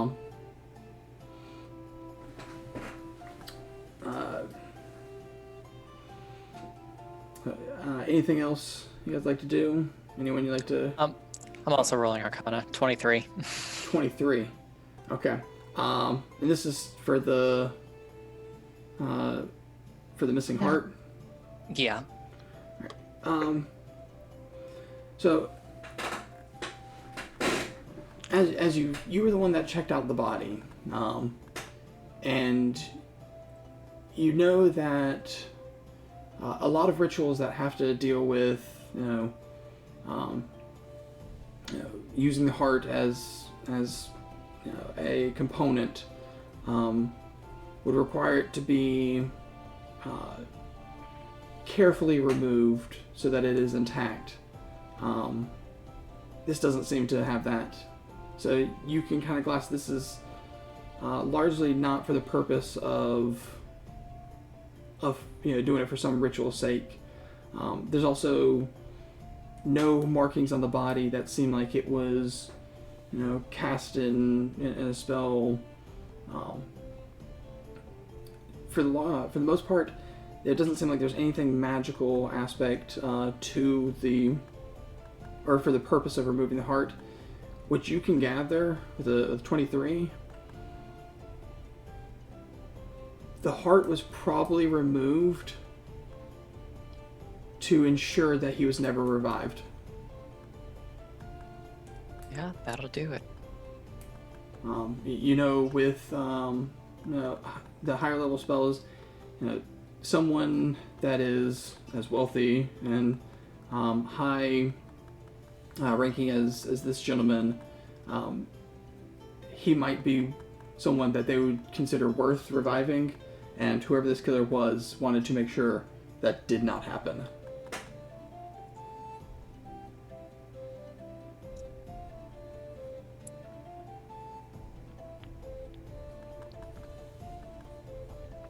Well, Type of business deal gone bad or something. Combination of the journal pages being ripped out and his inability to be brought back. Seems like a pretty good setup there. what about those blueprints? From the blueprints that Laverna had found, all of them were dated far enough prior. I won't even make require an insight. You kind of gather that if they had been of importance, they would have been burned too. Oh yeah, that makes sense.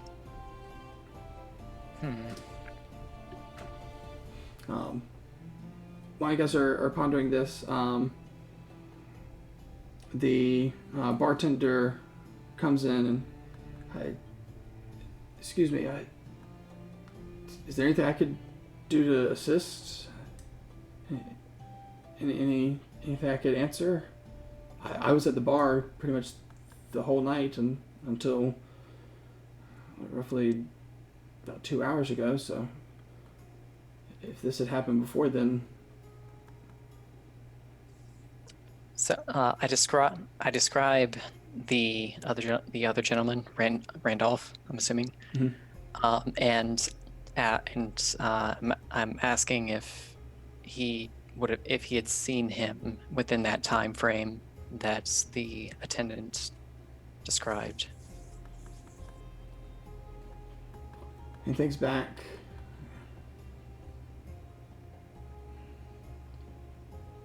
No, I don't believe I saw him. The she says he passed by here at this time. I didn't, I never saw that gentleman come through here.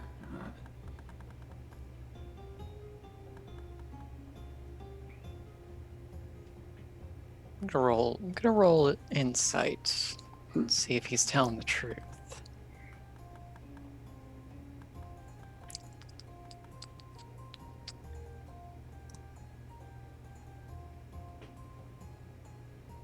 Is that Yeah. dirty 20? He looks bewildered that, like he's not calling her a liar, but what he's seen and what she's seen do not add up. She saw someone walk out of the smoking lounge, and at that time he never saw someone come into the bar cart. Looking in the wrong place.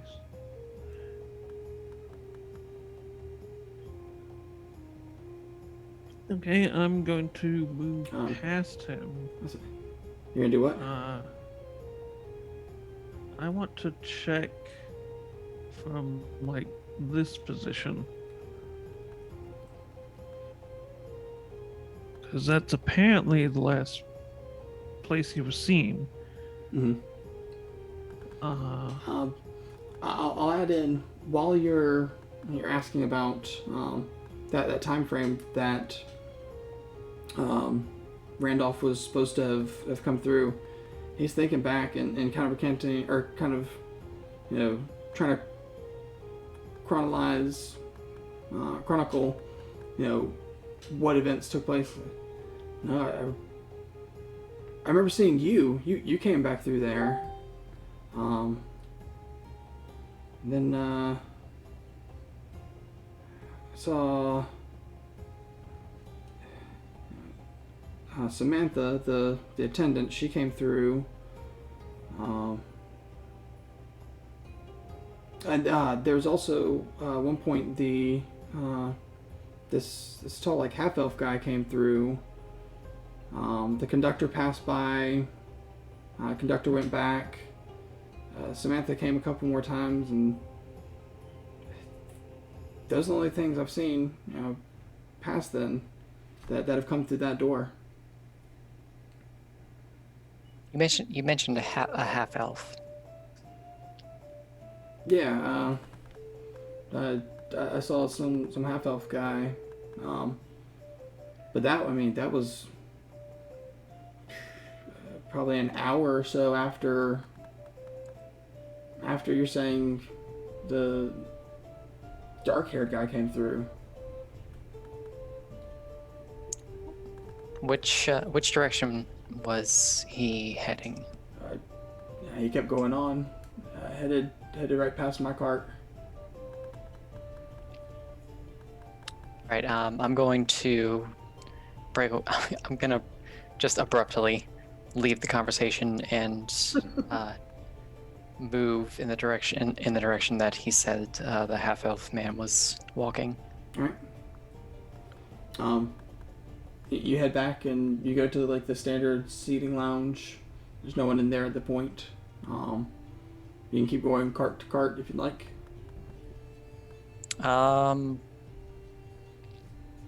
Yeah, I'm gonna move into the next cart. You proceed to the next cart. Once again, this one's still empty.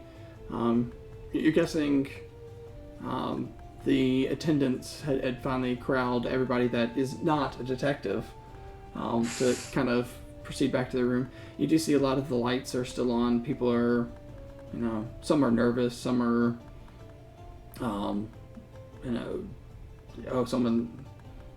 word is kind of passing around that a person was murdered, and so some of it's excitement of the gossip of what's going on, some of it's fear. Very few of the lights are off.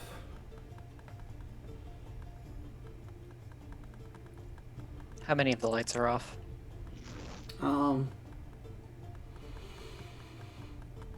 For the first car, there's maybe 2 lights that are off. In Yeah, I'll say in that first car, there you see 2 of them that have the lights off.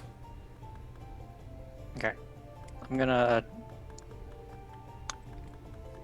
put my ear up to the first door with the light off, Mm-hmm. and see if I can suss out any activity. You hear nothing. Well, let me get a perception check, actually.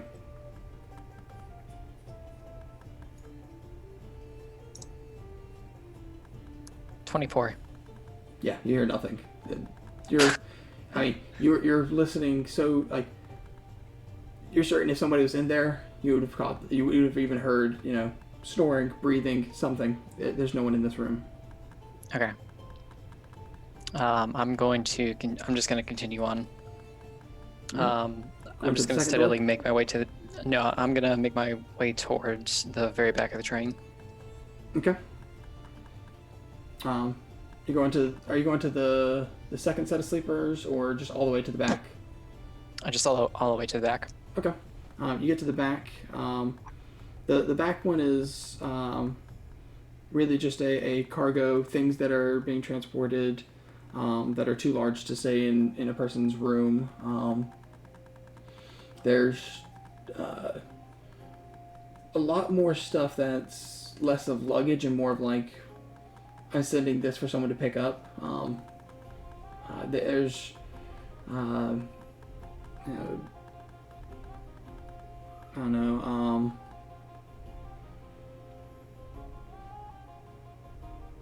random stuff. Most of it's packaged up, so it's not like you're, ooh, this is a shield and this is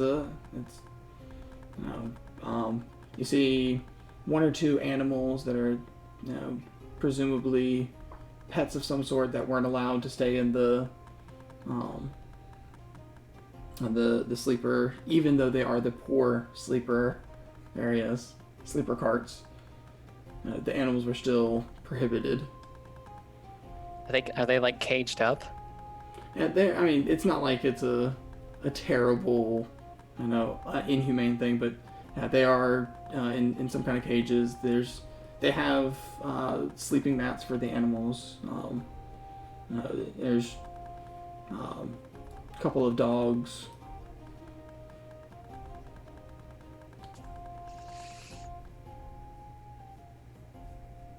All right, I don't know if I'm gonna find anything back here.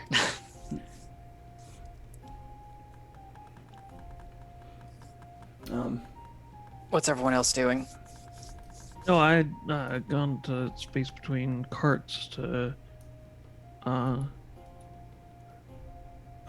see if I had we knew he was last seen exiting the one cart and he was never seen entering the other cart. Mm-hmm. And we know he's climbed between windows before already.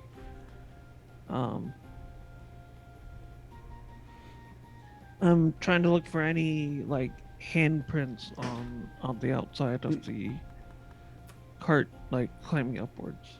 Give me perception or investigation. Let's do investigation. 16. Nothing that you can glean from. There's no boot prints or anything. That looks like he might have climbed up. There's a little like ladder thing that presumably for inspections and whatnot they can climb up to get on top. You can peek up there and you don't see anyone on top or anything of the sort.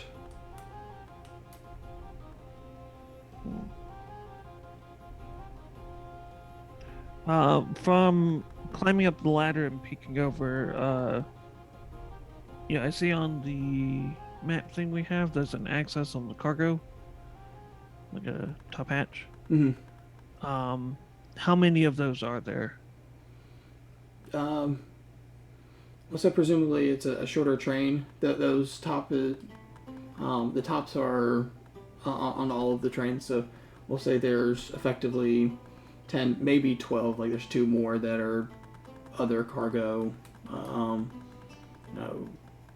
perhaps they're of some kind of resource that got tacked on to this train. But Okay, and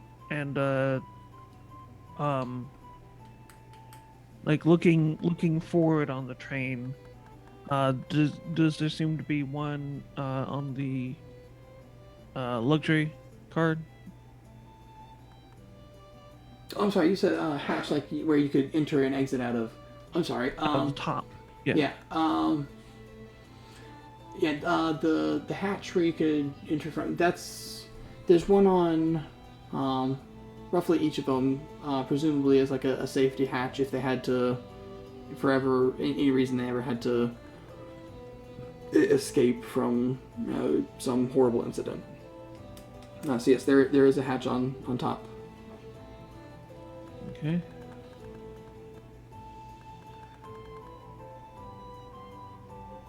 For now, climb back down and try to locate the investigator. Okay. Just keep walking, you'll find me.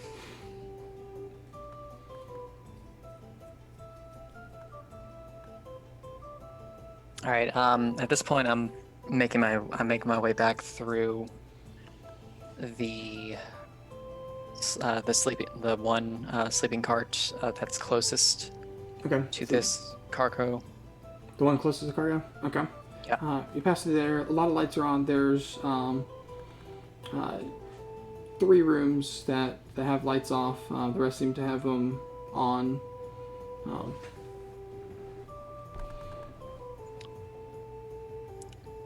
Before I do anything else, I'm gonna take a second to.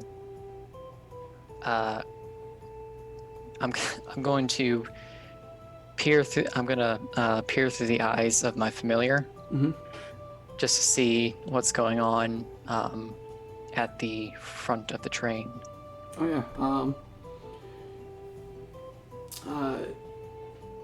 She is. She's sitting down in a chair. She's petting the raven.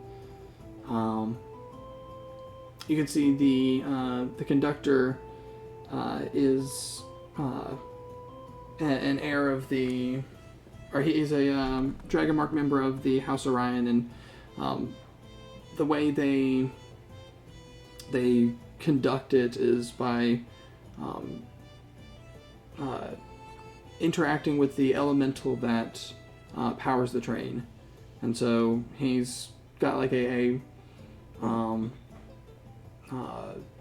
don't want to say ritual. It sounds too, but it's a continuous concentration that he has with the elemental to command it to continue along. There's also, there's a couple beds in there. It's not like individual sleepers for them. There's another conductor so that they can kind of trade in and out. That guy's laying down sleeping.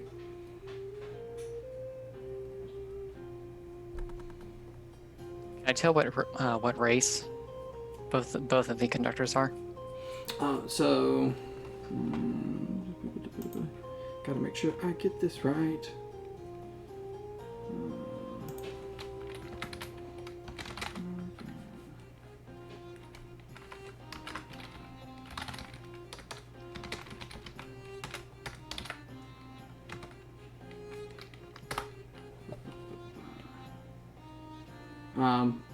Both human.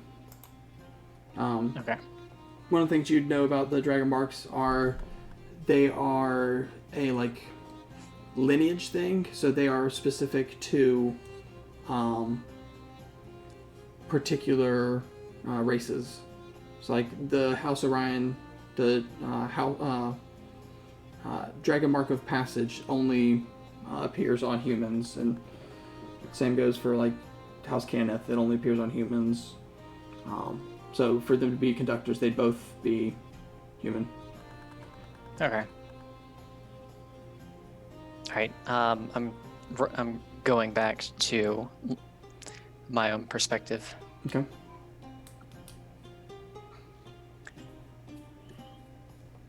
suppose by this point I'd be running into investigator. Where are you guys meeting up at? I'm standing outside of one of the doors. Well, one of the darkened rooms. Okay. In the second cart or first? In the second cart. Okay. Okay, so I'd probably enter and see you standing over there. All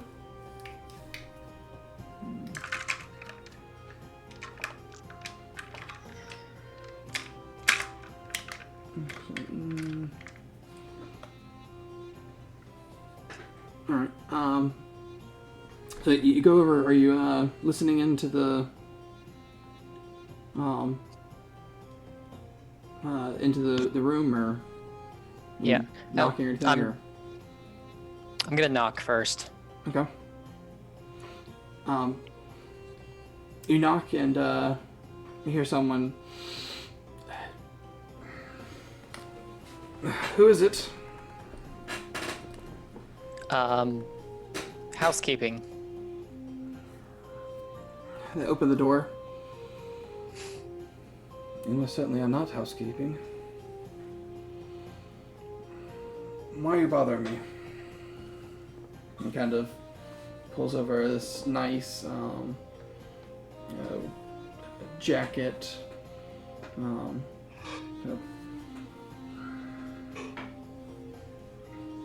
What can I help you? Stuffy old rich man. We were just wondering, and I gesture to Stunzig. I'll say, sorry, let me give a better description of this person. When he opens the door, you see a person. He has short hair that's trimmed, kind of pulled over to the side. It's a light brown. He looks like he might be very early 30s. The jacket, like I said, it looks like he's certainly not missed any meals. But I would say it's not a business jacket. This is a nice outdoors jacket kind of thing. One of these artisan crafted. He's fully dressed. He stands probably right about 6 feet. Half elf, and has you can see past him. He's got his stuff neatly set to one corner. I'll say that'll be all without a roll for trying to look further into the room.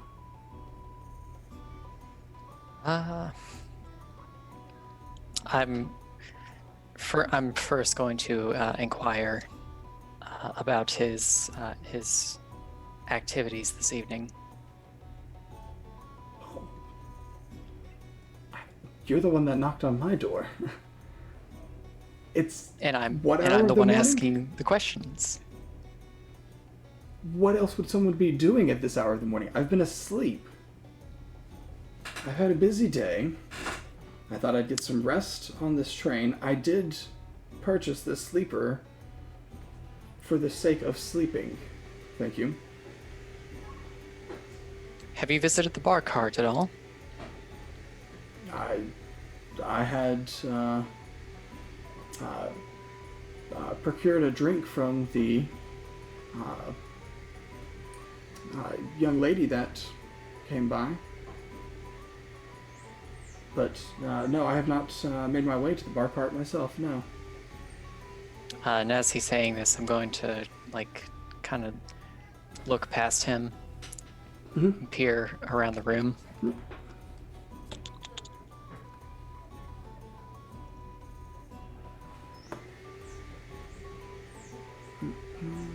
Fuck, 12.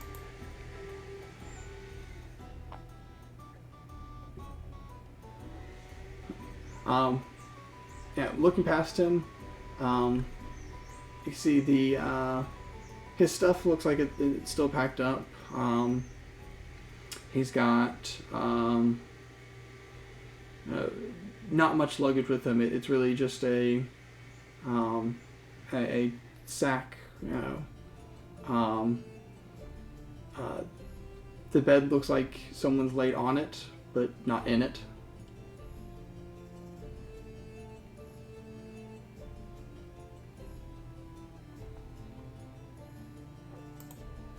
Sounds like you got anything? No, I wasn't even standing at the door. Like, I was just watching you talk to him. Alright. I'm just gonna walk away and move to the next room.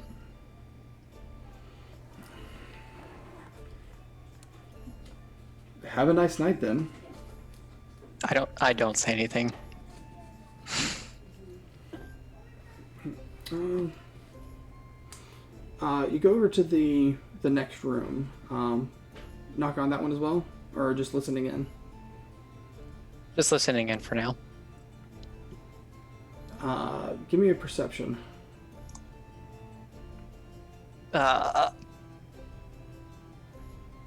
You hear a struggle. There's a struggle going on in that room. Okay. So, I'm gonna take a couple steps back. Mm-hmm.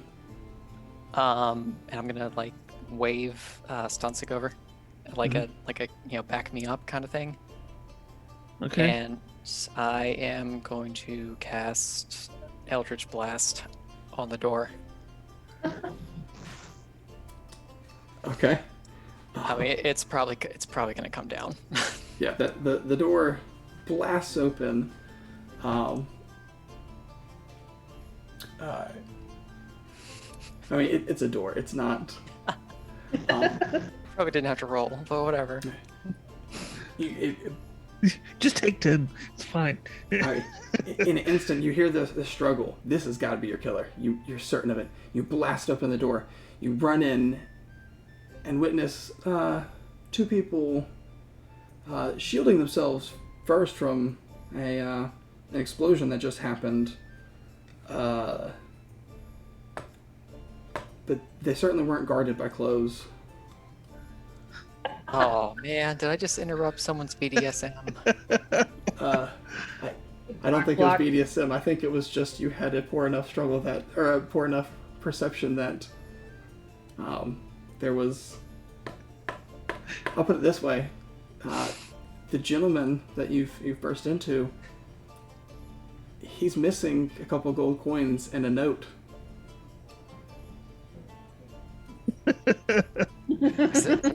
I understand this reference. Is there is there anything like left of the door? I imagine you blasted at the handle, and so the door remains. It's not latching very well. Okay, I'm just going to lightly bow and walk backwards and close the door. Alright, so there were supposed to be 3 lights out in this train. Yeah, let's go look at as the this other one.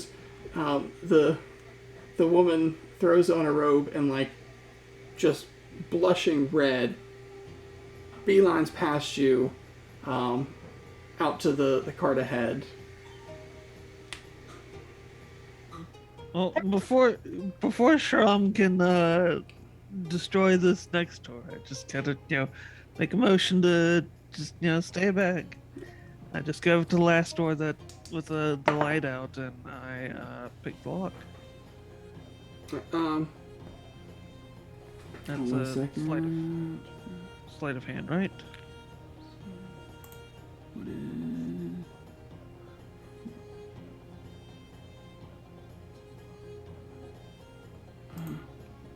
Where's these tools? It's thieves' tools. Pick a lock. I don't know if I can roll Alright. on these tools. So I think you. While while you're doing this next door, sure, you see the first door you knocked on opens up, and the half-elf gentleman steps out. He's got his bag in hand and heads towards the dining room cart. I am going to follow quietly. Okay. My lock picking was not very successful. We've got our third one. Oh. Okay. Yeah, you. Oh, we got another one. Yeah, you try to open the lock. No, you can't seem to get this one open. Apparently, Eldritch Blasts work a lot better at opening doors. But while you're rummaging around with it, the door opens, and there's a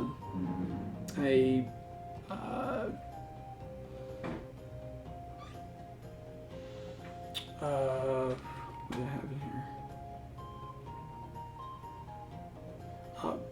You see a Goliath woman that opens the door and just kind of looks down at you, very expectingly of what you're doing.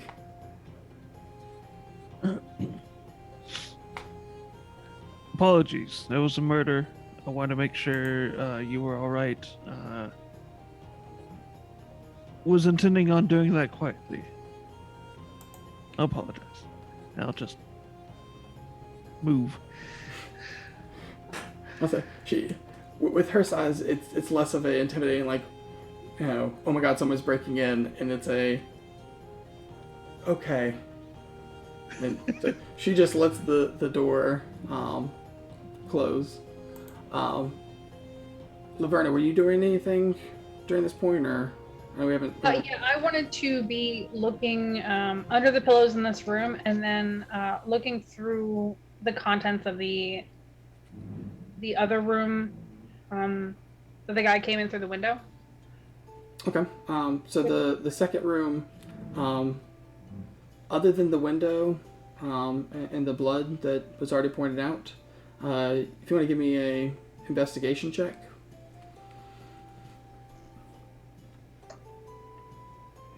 Well, that's pretty good. The dirty 20.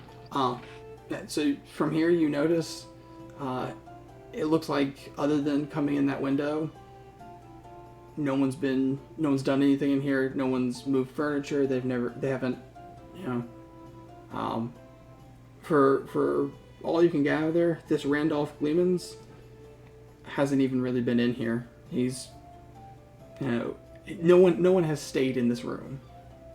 There's no possessions or anything in here either. No possessions, nothing.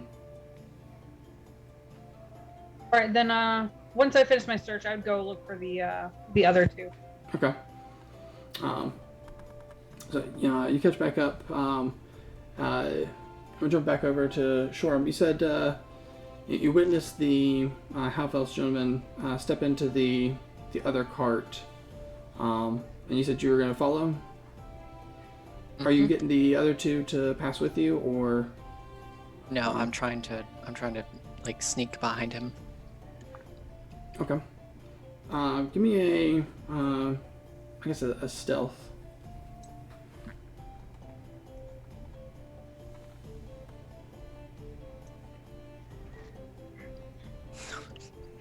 Yes. Nice. Nice. Yeah. You slide in. Basically right behind him. He seems enough in a hurry that you know, the door doesn't even fully close behind him, that you're able to slip through. And almost as soon as he gets into the other room, he makes a quick muttering, and then poofs.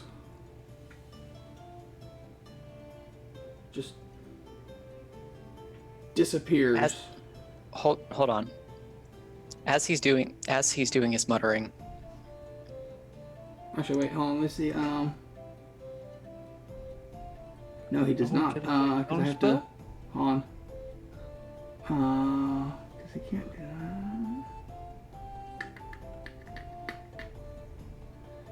Reading your spells are important. Not that this guy has spells or anything to, you know. Can you tell me what level spell he's using?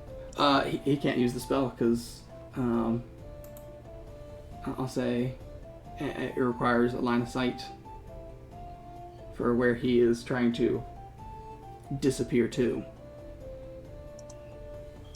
So he cannot cast that. So instead, as he slides through, you can see him. He's being very stealthful as he comes through the door, but as soon as he's on the other side, he starts to make a break for it to the other door. Okay. As soon as he starts to like break into a sprint, I cast Hold Person on him. Ooh. Nice. Okay. So he's gonna have to make a Wisdom saving throw against Easy. my spell save. Hold person.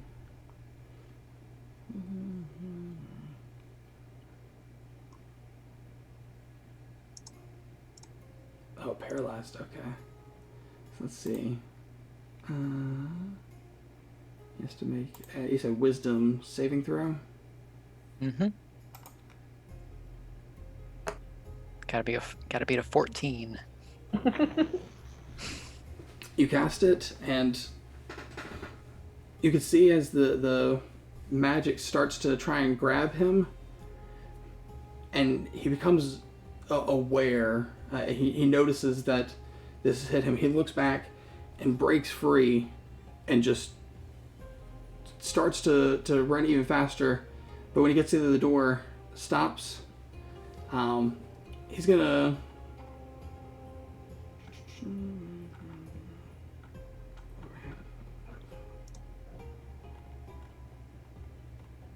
No, he's just gonna try and run through that other door.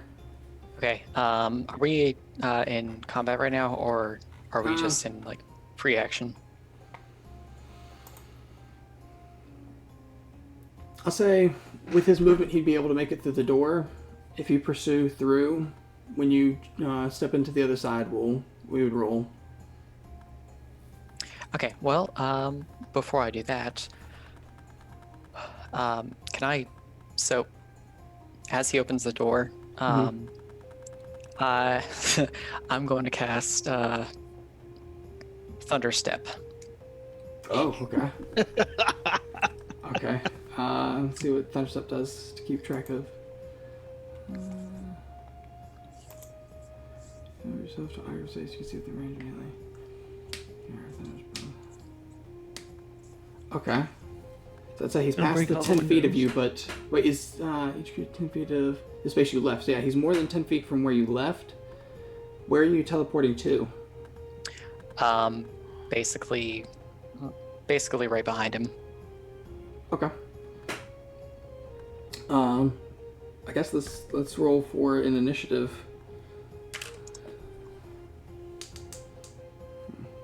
Use this dice.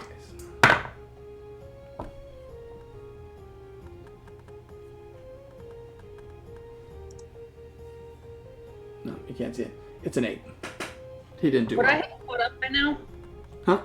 Yeah. I'll let you guys go ahead and, because you'd hear a thunder step. Yeah. So if you guys want to go ahead and roll.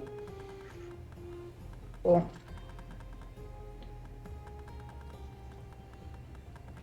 Alright, you have higher dex than me, so you go first.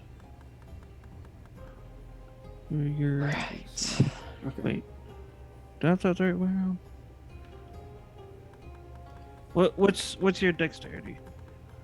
13. Oh, okay, I have the higher dexterity. Alright. Though, realistically, you'd be going for a stay away since you triggered the initiative. So I will cede first position to you. Okay, so Stanzig, Stormglass, and then Laverna.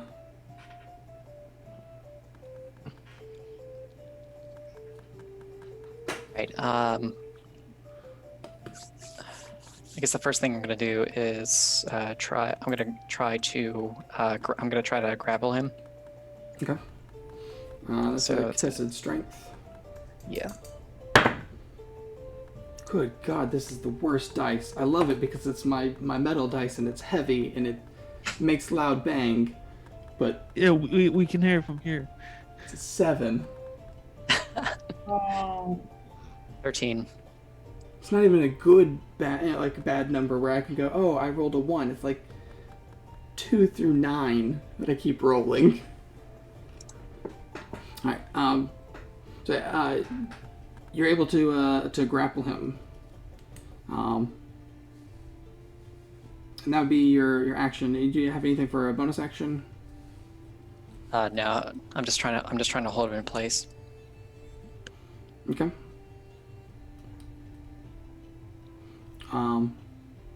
That'll be your turn then. Wait, who was supposed to go first? Did you have the higher dexterity? We tied at 19. Okay. But since she triggered the combat, I Got it. decided Okay. it'd be more sensible for her to go first. All right. So Then it is over to you then. I'm reacting from the other cart. I suppose. See, they're at the back of the cart with all the tables in it. Yeah. So this would be in the table cart with all the tables in it. At this point. Yeah. Okay.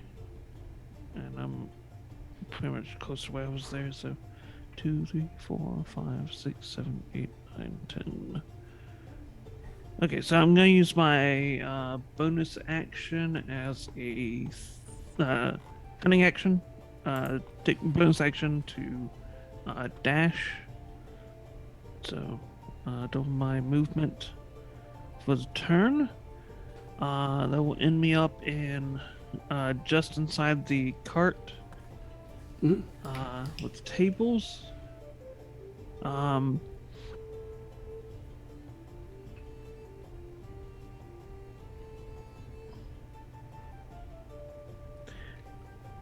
And I run in to see them grappling on the floor, I assume.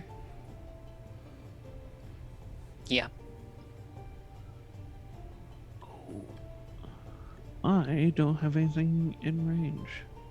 So I guess I'll just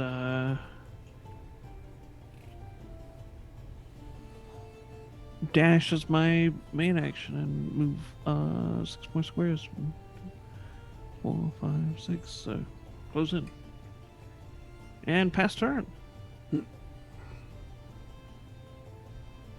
All right. So, where in the cart are you, and like where would I have been? So I know how much movement I had. I'll say since it didn't take you very long to do the investigation, and they were busy interrupting the beast with 2 backs, that he would you would be right there in line with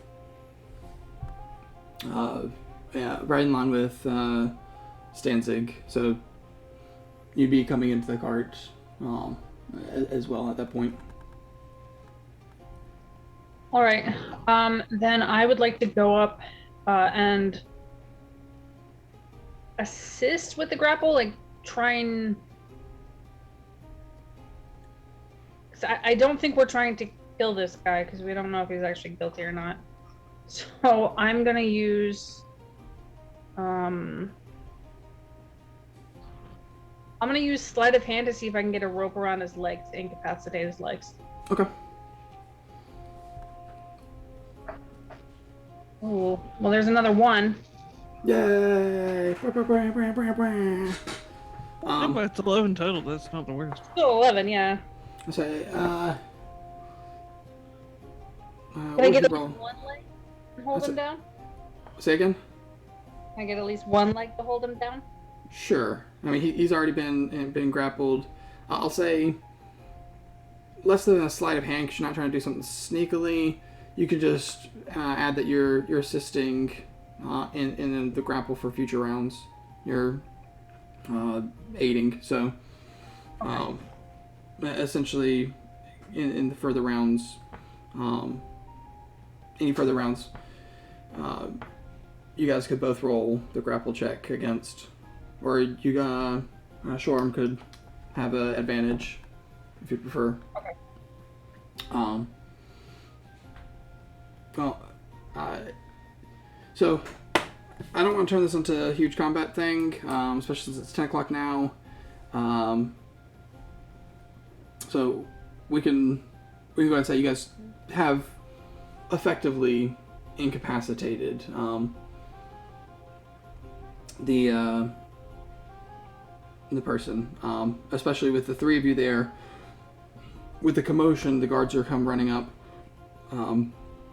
So he's not going anywhere. What would you like to do? I'm just gonna grill him. All right. What are you asking?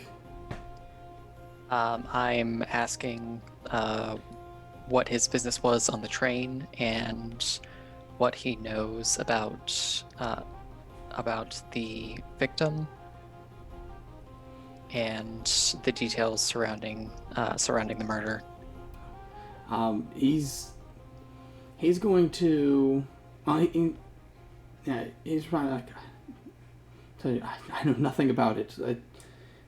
All I know is I've been told that there was a murder that happened, and someone was killed in the VIP. Those are the most protected rooms. If those aren't safe, none of us are safe. I was just trying to get away from where everybody else is, find an area that's farther back and safer. So why did you run away from me? Because you were coming, and so I'm gonna slap him in the face. Yeah. Intimidation. Intimidation. Okay.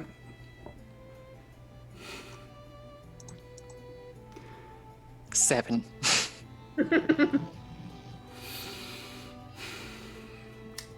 As I was saying, I'm gonna push Stanzig up and for like more intimidation, like elbow him, like get up there. Okay, I'm gonna walk over and I'm gonna pick up his bag. I'm gonna look in the bag. okay, in the bag, Menacingly. you see, there is a box, a couple. What's in the box? A couple of miscellaneous items of,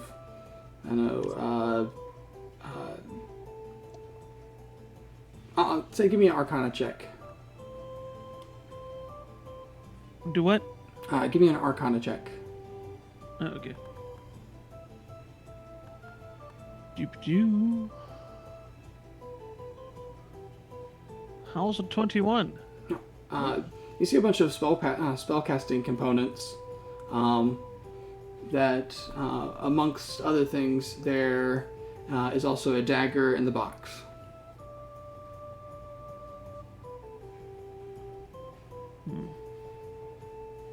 And what's inside the box? You pull out the box. Do what? I said, you're opening the box. Yes. Dramatically. It's a heart. Hey. Dum dum dum! And with that, we are now aware of who the murderer was. But why? I want to ask him why. Why the heart?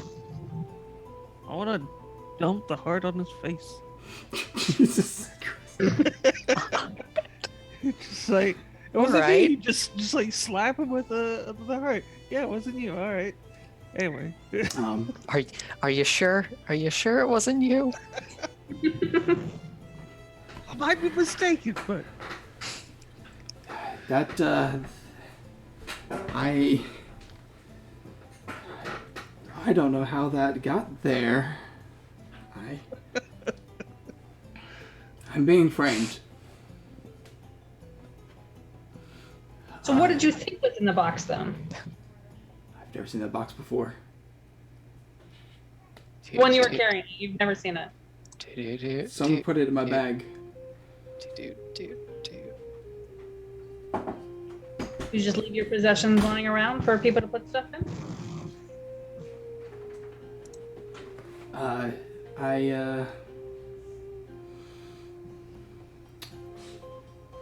Someone was able to murder an elite tonight, and you think someone like me would be able to? Surely there's some trickery afoot. Obviously, you're not that tricky. No. the As man's much as he's, throat- he's talking, and he's a very personable person, and you almost want to believe him because he's likable. At this point, there's a heart in his bag. You're not I'd like to fooling do him. insight. So you want to do insight? Yeah. Okay. Does he look nervous? Yeah, that's way over 20. Wow. Yeah, he's lying through his teeth. God dang it. I mean, that- we have the murder weapon in the bag. We have Yeah. the heart in the bag. I feel like I want to share this and how crappy rolls are and how good your rolls are. I built this character to lie. He has a plus 16 in deception. Oh my god. I rolled a 4.